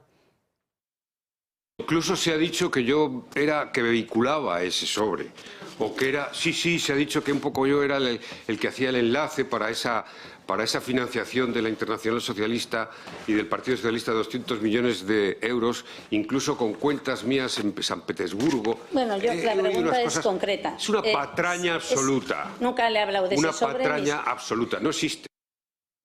Moncloa, por su parte, confía en que esta comparecencia sirva para disipar las dudas sobre el expresidente y para demostrar que todo esto es un ataque a Sánchez a través de él, de Zapatero. Muchas gracias, Marien. Julio, ¿qué esperas de toda esta comparecencia de José Luis Rodríguez Zapatero? Muchísima pena. Yo creo que lo que están tratando de dilucidar en una comisión en el Senado no está en manos de la comisión del Senado de dilucidarlo, sino en manos de los jueces y de la policía o de la UCO, quien esté investigando todo eso. Por tanto, el Senado no va a aportar nada, no va a aportar nada. Sin embargo, la historia ya ha juzgado a Zapatero y le ha juzgado culpable de haber potenciado, defendido, animado a un régimen criminal. Ese es el problema de verdad de Zapatero. Todo lo demás, ya vendrán los jueces y venga, que miren allí donde pueda tener una cuenta, lo que ha cobrado, lo que no ha cobrado, lo que ha potenciado, ha arropado, ha protegido a un régimen que estaba matando y torturando a miles de personas en Venezuela, que ha propiciado que 10 millones de venezolanos se han tenido que ir de Venezuela. ¿Os parecen pocos? Familias mutiladas, destruidas, empobrecidas hasta el paroxismo, que están en Chile, en Brasil, en Colombia, en Bolivia, en Estados Unidos. ¿Qué más hay que decir de Zapatero sobre este tema? Si todo lo demás palidece, desde mi punto de vista. Es que hemos descubierto los horrores que se han practicado en el helicoide. Cuando se estaban practicando esos horrores, Zapatero estaba sonriendo a Maduro y a Delcy. Yo lo demás, oye, yo le pediría al Senado que dejen de perder el tiempo. Dejen de perder el tiempo. Son los jueces los que tienen los instrumentos para averiguar si eso es o no verdad. Y además para luego practicar la justicia, por lo menos aplicar el derecho positivo, porque eso de la justicia, a veces está muy lejos de la aplicación del derecho positivo y desde luego del derecho penitenciario. Miguel Ángel. Sí, vamos a ver. yo siguiendo el hilo del señor Ariza, aquí se aplica la máxima de eso de que una imagen vale más que 1000 palabras. Y hemos visto la imagen de este señor sonriendo, afable con el régimen, servil con el régimen, un régimen asesino, un régimen criminal, un régimen delictivo, evidentemente, que masacraba a su pueblo. Bueno, pues por mucho que nos mientan y nos mienten, esas imágenes han calado y el pueblo español sabe que este señor Zapatero es un cómplice del régimen. Y lo malo es que solo sabe la mitad, porque la otra mitad, aunque vieran a este besando en la boca a Maduro y paseándose con él y dando patadas a los venezolanos, seguirían aplaudiendo. Pero es una cosa... Tristemente este país está absolutamente, me refiero a España, está absolutamente dividido y entonces lo que hace, hay un sector que lo que hacen es, haga lo que haga, lo van a aplaudir, van a negar la evidencia y el sector contrario va a poner a caer de un burro, haga lo que haga. A ver, yo estoy de acuerdo con lo que ha dicho Julio, entonces porque el tema de Venezuela lo seguí desde hace muchos años y tengo muchos contactos ahí, sé cómo estaban y cómo están, que no ha mejorado demasiado. O sea, que nadie se engañe, que la mejora son unos cuantos señores que han salido de la cárcel y que les han dicho que calladitos porque si no vuelven a ella. O sea, de momento el cambio es una esperanza de futuro, poca cosa más, ¿no? Pero en cambio no estoy de acuerdo con las comisiones. No suelen servir para nada, pero a veces sirven para alguna cosita. Entonces no me molesta que haya ese tipo de comisión, ni que pongan a Zapatero entre la espada y la pared. Hombre, claro, si es más hábil él que los que lo están entrevistando, saldrá de rositas. No, si todavía va a salir potenciado. Bueno, pero porque es que los que están preguntando no saben lo que tienen que preguntar. Pues entonces el problema es que perdóname, pero es que prepararos bien esas intervenciones, porque encima va a salir con carne muy alucinante. Es que vamos, es que de verdad. Claro. Bueno, yo creo que lo que es lamentable es que tú hablabas de este país, ¿no? Pero en este país, donde hay una parte importante, sobre todo que está en la izquierda, que considera que hay una serie de regímenes que son malamente buenos, pero que siempre al final guardan un silencio, y en América tienes ahora mismo Cuba, Nicaragua, Venezuela, Colombia más o menos, Bolivia cuando estaban los más zumbaos de la parte iberoamericana, e incluso hasta Boric, ¿no? O por supuesto Brasil, y que cuando se produce el cambio pasan de ser amigos a ser enemigos de todo pelaje, ¿no? Pero ocurre lo mismo en Irán, ahora que está tan de moda. Irán, un régimen que ha financiado, y es evidente, bueno, no es que sea evidente, está ya más que contrastado, que ha financiado el movimiento de la extrema izquierda, y pasa absolutamente, ya no solo se ha percibido, sino un silencio sepulcral, ¿no? Hablabais antes de los Goya, y los Goya llevaban su banderita, los presentadores de Palestina. Pero curiosamente, por la mañana se había producido el ataque para desmantelar a toda la cúpula de un país que, entre otras cosas, ejecutó a una chica porque llevaba mal colocado el velo, ni siquiera porque no lo llevase, y donde cuelgan a la gente en las plazas públicas. El intento de asesinato de nuestro amigo Alejo Vidal Cuadras. Por ejemplo. Es decir, que hemos sabido, supimos de primera mano qué es lo que es capaz de hacer este tío que acaba de morir, Ali Khamenei, es decir, de poner en marcha el asesinato de una persona que solo ha dedicado su vida a defender la libertad de los demás, a trabajar incansablemente, como es Alejo, y le metieron un tiro en la boca y no lo mataron pues porque Dios no quiso. Bueno, eso lo ha hecho el régimen iraní. Y en pleno Madrid. Y por cierto, ante el silencio ominoso del gobierno español. Bueno, es que lo que... Vamos a ver, un intento de asesinato en el barrio de Salamanca de Madrid hace 2 años aproximadamente, y te das cuenta que ha pasado sin pena ni gloria, es casi como una anécdota de tirón que te dan por la calle para robarte la cadena, el reloj o el bolso a las señoras. Es un tema que es de una gravedad absoluta. Pero a mí me gustaría añadir una cosa también. Cuidado también con el cinismo generalizado, porque nos llenamos aquí nos rasgamos las vestiduras y nos llenamos la boca, pero oiga, el régimen chino mantiene presos políticos, mantiene cárceles, mantiene tal, y obviamente todas las empresas, luego está la Realpolitik haciendo negocios. Cuba está como está, pero tenemos grandes empresas del sector turístico español, es decir, ¿Y eso quiere decir que con eso están sustentando el régimen asesino, dictatorial y liberticida?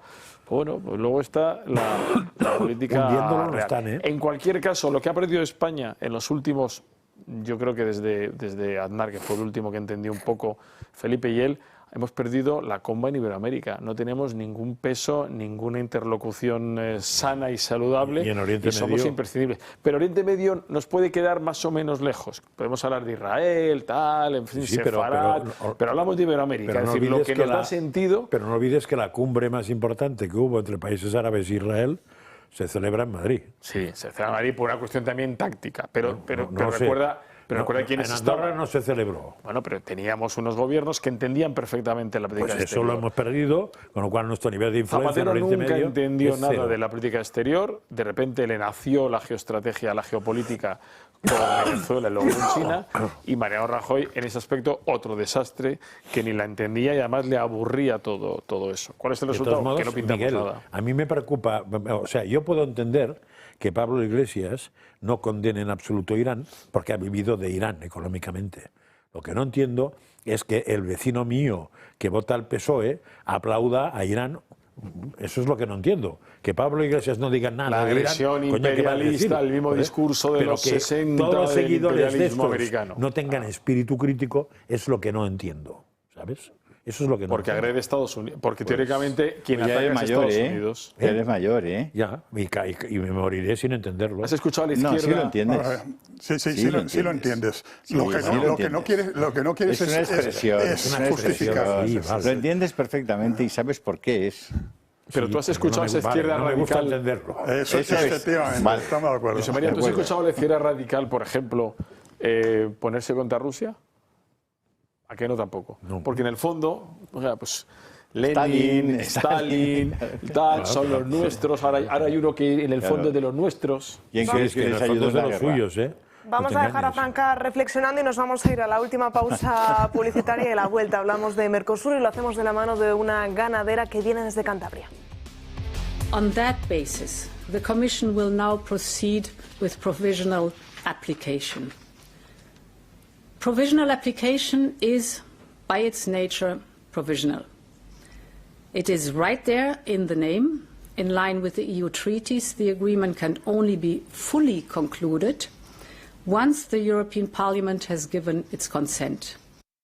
Pues ahí estábamos escuchando a Ursula von der Leyen el pasado viernes cómo entraba en vigor ese acuerdo con Mercosur, pese a que en un principio lo habían paralizado. Para conocer las consecuencias, para conocer de primera mano la situación del campo español, estamos con Marta García, una ganadera de Cantabria. ¿Qué tal? Muy buenas tardes. Hola, muy buenas tardes, Natalia. Bueno, lo primero quiero agradeceros la invitación al programa y dar voz al campo español y al campo europeo, que ahora mismo estamos en una situación pues tremendamente crítica y muy preocupados por las últimas decisiones que ha tomado esta señora, que ha tomado la Comisión, diciendo que va a aplicar provisionalmente el acuerdo de Mercosur, saltándose o dando un golpe a al flotador de la Unión Europea, a la democracia, cuando el Parlamento Europeo ha decidido que ese acuerdo, aunque hayamos ganado solo por 10 votos, hemos ganado la votación, tenía que ser revisado por el Tribunal de Justicia, y aquí da igual lo que diga el Tribunal de Justicia, aquí da igual lo que diga el Parlamento Europeo, aquí da igual lo que votemos los ciudadanos europeos, que se lo han saltado todo y se lo han pasado todo por el forro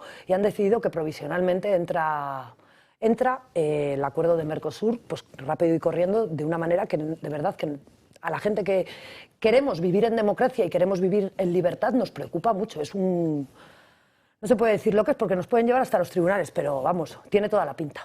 Decimos sí mucho que el campo español se asfixia, pero vosotros que estáis en primera persona, ¿cómo estáis viviendo todas estas medidas, ahora no entra, ahora sí entra ese acuerdo con Mercosur, esas políticas que no hacen más que poner trabas al campo y a la ganadería española? Llevamos muchos años ya sufriendo estas políticas que cada 7 años nos cambian las normas del juego. Nosotros somos productores, sabemos producir y además sabemos producir bien, y lo hacemos desde la responsabilidad de saber que estamos produciendo alimentos para que la gente pueda comer. Al final somos lo que comemos, Natalia. Nosotros no nos la jugamos. Pero si cada 7 años te cambian las políticas, lo que vale hace 7 años ahora ya no vale. Lo que hacíamos, que se supone que lo hacíamos bien, ahora es casi un atentado contra la salud pública. Estamos hasta las narices. Estamos hasta las narices de que nos diga gente con corbata y que vive en despacho y con calefacción lo que tenemos que hacer, que nos dejen trabajar y que nos dejen producir, que sabemos hacerlos, nos lo enseñaron nuestros abuelos, nos lo han enseñado nuestros padres, y un encorbatado no puede decirnos cómo se desarrolla y cómo evoluciona la naturaleza, porque somos nosotros los que estamos a pie de territorio y sabemos los cambios y sabemos las cosas que están pasando. No puede ser, y lo estamos viviendo pues de una manera pues con mucha incertidumbre. Luego tenemos ese plan que creemos y la sensación que hay, que no será, pero es la sensación que tenemos. Joder, que hay un plan... Creo que nosotros llevamos Yo me corbata. estaba riendo, Marta, porque se estaba quitando la corbata. Sí, un encorbatado no va a decir... Quitaros la corbata. Un encorbatado no va a decir absolutamente nada. Bueno, pues creemos que hay un... O sea, la sensación que tenemos es que cada vez estamos perdiendo más libertad, la sensación que tenemos es que no nos dejan trabajar, la sensación que tenemos es que hay un plan para acabar con el sector primario español y la soberanía alimentaria de España es innegociable. Porque ya vimos lo que pasó cuando la pandemia, ya lo vimos lo que pasó y vimos en qué situación se quedó la sociedad española. No podemos permitir depender de terceros países. Y luego todo esto de la ecología, toda esta parafernaria que nos están montando, que aquí los únicos ecologistas somos los ganaderos y los agricultores, y no vamos a permitir que ningún chiringuito nos arrebate la bandera del campo. Ni la bandera de la ecología, ni la bandera de la biodiversidad, porque los que cuidamos el territorio somos nosotros. Y ya está bien, y ya hay que decirlo alto y claro. Y somos nosotros, ni Agenda 20 ni gaitas en vinagre, porque esto ya no puede seguir así. Y aquí hay que ponerse ya serios y hay que hablar, porque estamos hablando de la comida, de lo que comen los ciudadanos. Y estamos hablando de que si entra el acuerdo de Mercosur, van a traer productos que están producidos como aquí, sería un delito para la sanidad, para la salud pública, perdón. Y luego tiene el cuajo el ministro de Agricultura, mi querido ministro Luis Plana, que cada día me acorta más los telómeros y me está ordeñando la paciencia a mano, ¿vale? Sale diciendo que es mentira, que se va a venir carne hormonada, que eso es mentira, que allí está prohibido, pero no lo puede garantizar. ¿Por qué? Porque hay un informe de la Comisión Europea, donde hay una pregunta parlamentaria en el Parlamento Europeo, donde dice... ese informe, que no se puede garantizar que la carne que viene de los países de Mercosur, en concreto de uno, no venga libre de estradiol 17 beta, algo que aquí está prohibido y sería un atentado contra la salud pública. Y si no lo puedes garantizar, no puedes decir que no va a pasar. Y luego se analiza en frontera el 0,082. Que esto no es una crítica, porque es que es algo logístico, es algo que es completamente imposible analizar cada kilo de carne que viene de fuera. Pero si no lo puedes garantizar, no puedes salir diciendo eso, porque eso es relato. Y el dato mata el relato. Y cuando hablamos del 0,082, ¿a quién quieren engañar? Que somos de campo, coño, pero que no somos tontos. ¿Qué os dice, bueno, le nombraba al ministro Luis Plana, qué relación tiene directamente con los ganaderos, con los agricultores del país? Hemos visto hace unas semanas esas manifestaciones, esas concentraciones aquí en Madrid en contra de Mercosur. ¿Qué os dice cara a cara el ministro a vosotros? Nada, nada. Sale en el Congreso, hace sus declaraciones, dice que esto no es un debate agroalimentario, que es un debate político y nos deja fuera del tablón. Igual lo que hay que plantearse, viendo que en este país gobierna un partido con 5 o 7 diputados y es el que maneja el país, y luego otros que se dedicaban a lo que se dedicaban y que salíamos con las manos blancas diciendo basta ya. Gobiernan el país, igual lo que hay que plantearse es hacer un partido de ganaderos y agricultores. Porque es que si tenemos que jugar en el tablero... En Polonia mandan. Claro, pero si tenemos que jugar en el tablero político, coño, que no queremos jugar en el tablero político, que lo que necesitamos es gente que utilice el sentido común. Que aquí se está dando más importancia a lo absurdo que a lo que de verdad importa, que cuando llegue el hambre, que va a llegar... Y siento ser tan aguafiestas, aquí va a llegar el hambre, y cuando llegue el hambre nos echaremos todos las manos a la cabeza, porque el hambre llega y entonces es cuando se va a arreglar todo. Se va a acabar la tontería de la ecología, se va a acabar la tontería de los lobos, se va a acabar la tontería de estas políticas verdes, y es cuando se va a acabar, cuando la gente pase hambre. Y ya lo vemos que las familias llegan a fin de mes como llegan, que la cesta de la compra está como está, y cuando vayas al supermercado y no encuentres lo que quieres o no lo puedas pagar, porque aquí hay una cosa muy clara, Natalia, que esto yo no sé si es que yo soy un poco visionaria del medio rural o veo las cosas de lejos, pero aquí hay una cosa clara, aquí lo que se está intentando y de lo que se está hablando con todo esto es de la alimentación. Los que estamos sentados en esta mesa, que somos 6, tenemos una mala costumbre los 6, comer 3 veces al día. Es lo único y es el único denominador que tenemos en común todos los seres humanos de este planeta, no de España. Si necesitamos comer 3 veces al día, tenemos que alimentarnos y tenemos que cuidar al que lo produce, que es el eslabón primero de nuestra vida y de nuestro bienestar, porque somos lo que comemos, repito, somos lo que comemos. Si comemos mal, nuestra salud va mal. Si comemos veneno, nos estamos envenenando. Y si comemos saludable, pues tendremos salud. Dicho esto, y pensarlo, y os dejo una reflexión encima de la mesa. Quien controle la alimentación del mundo, controla el mundo. ¿Tiene futuro el campo español según nos lo están planteando, según estas políticas tan estrictas que están surgiendo prácticamente día a día? No, el campo español tiene un plan y el plan es acabar con el campo español. Somos el país más rico del mundo. Tenemos de todo, de todo. España es un lujo. Y esto nos lo tenemos que creer y lo tenemos que defender. Mira, bajo desde Cantabria hasta Madrid y me voy a Sevilla porque mañana son los premios Agroinfluye y tengo que ir a Sevilla. De verdad,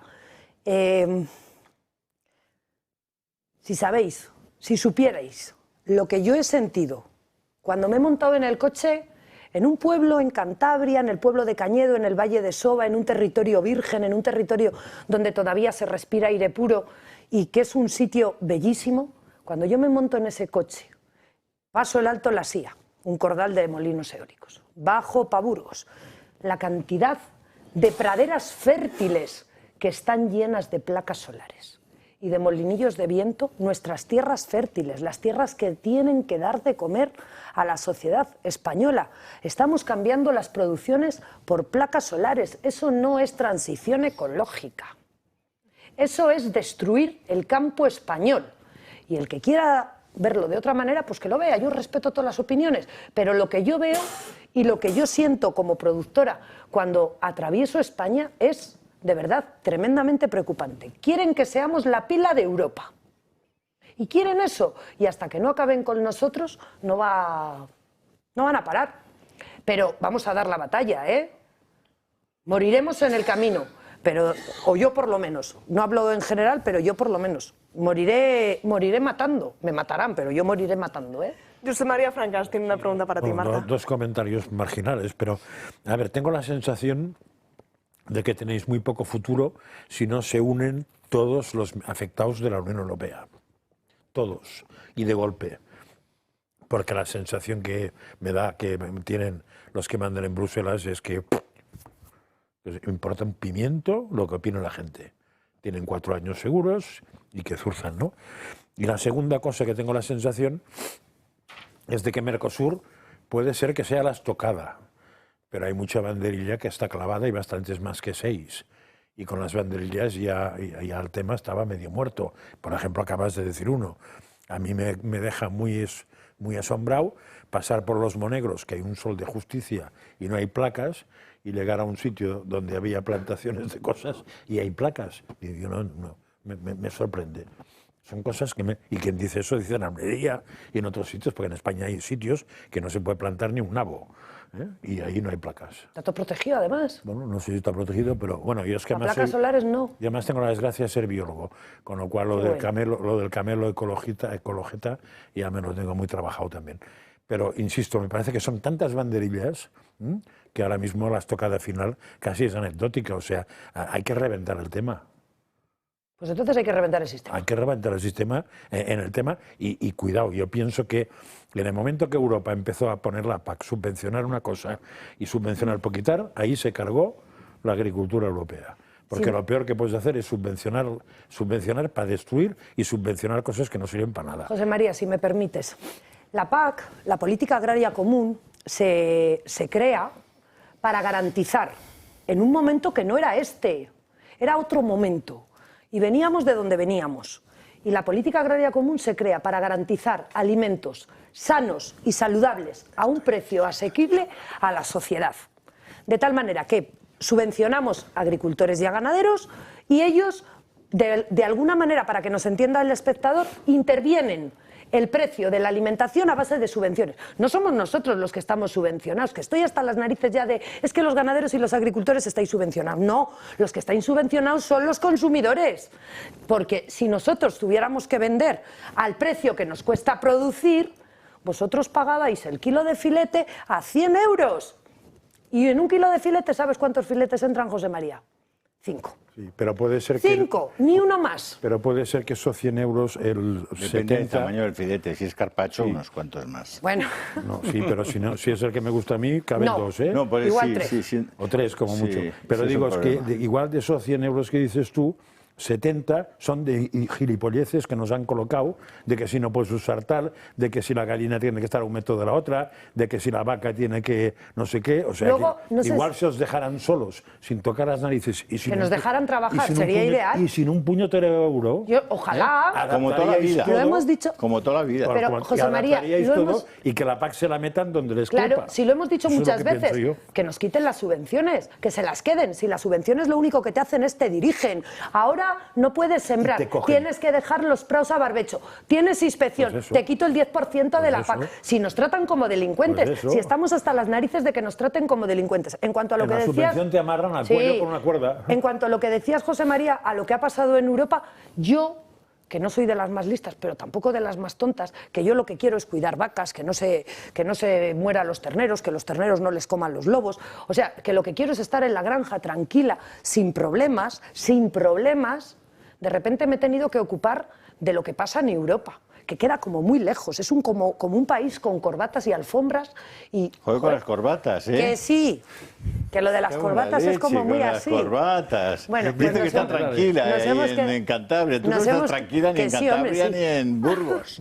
Que nos hemos quedado como muy alucinados. A los grupos políticos, a todos, me da igual, de derechas, de izquierda, de centro, Sí. de extrema derecha o de extrema izquierda. Lo único que les importan son los votos. Pero esta vez no han calculado bien.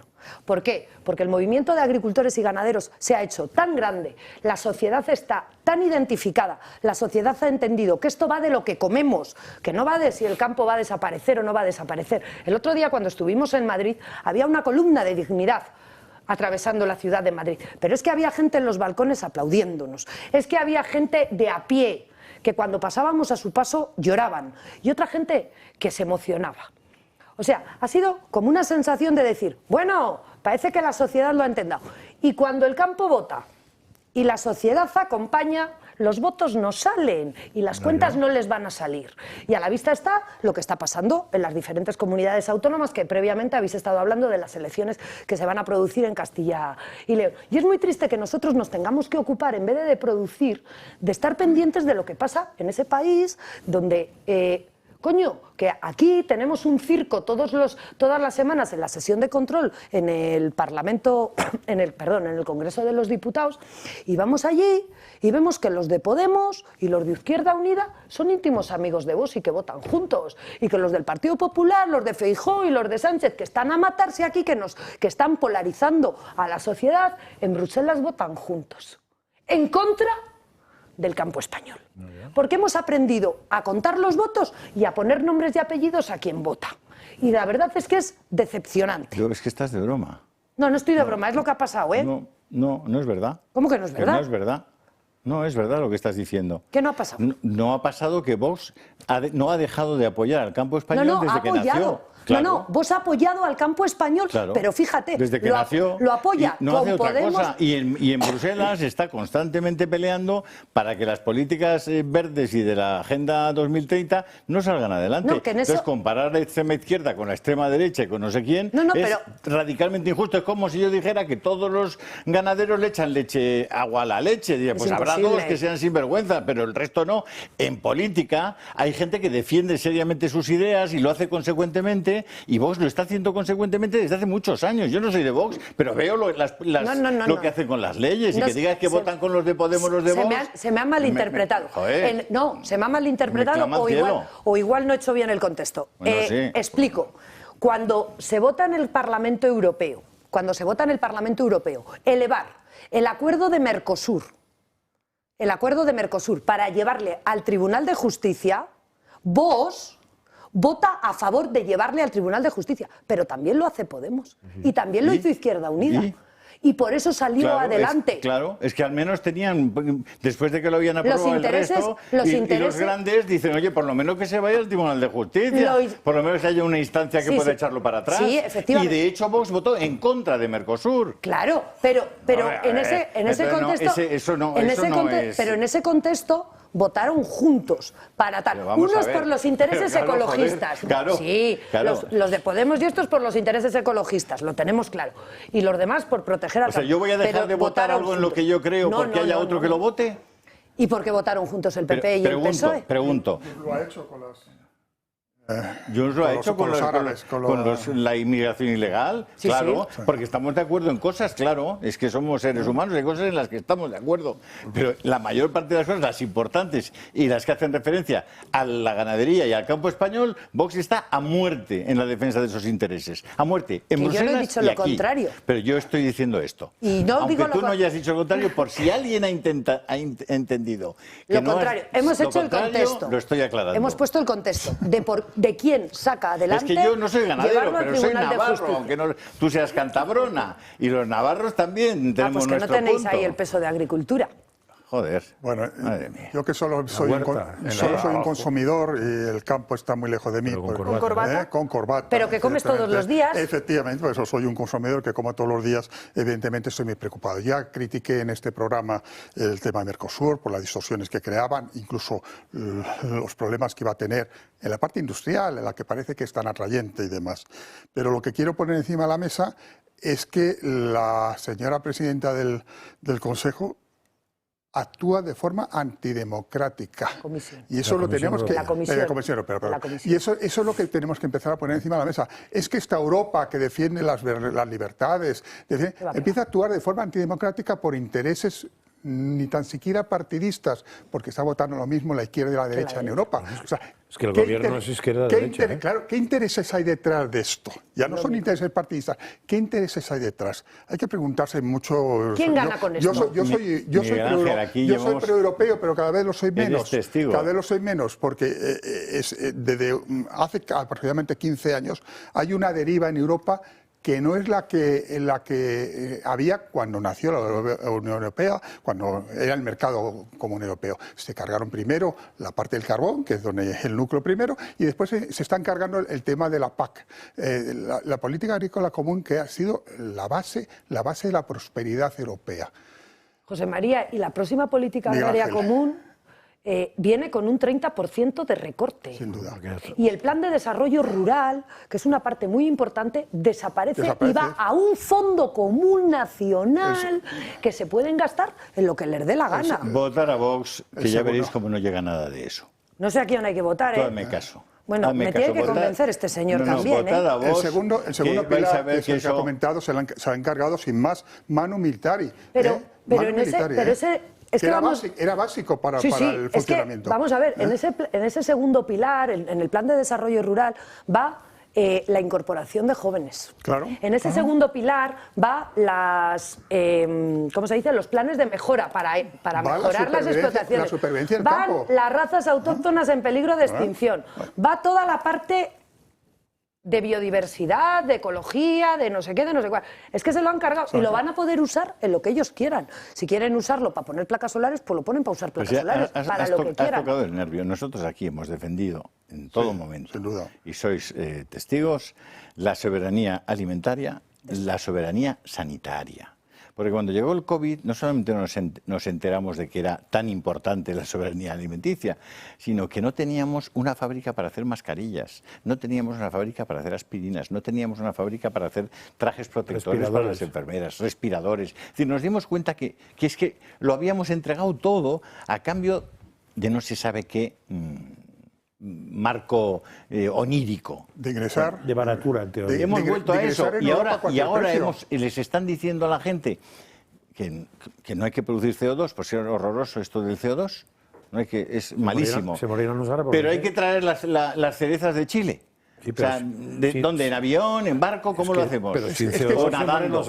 nadando. Es que se mueren las lechugas, se mueren los tomates, sin CO2 se mueren todos los vegetales. Y la cornisa cantábrica ya se la cargó la primera PAC de todas. O sea, a por la cornisa cantábrica, en el tema ganadero, han ido desde el minuto 1.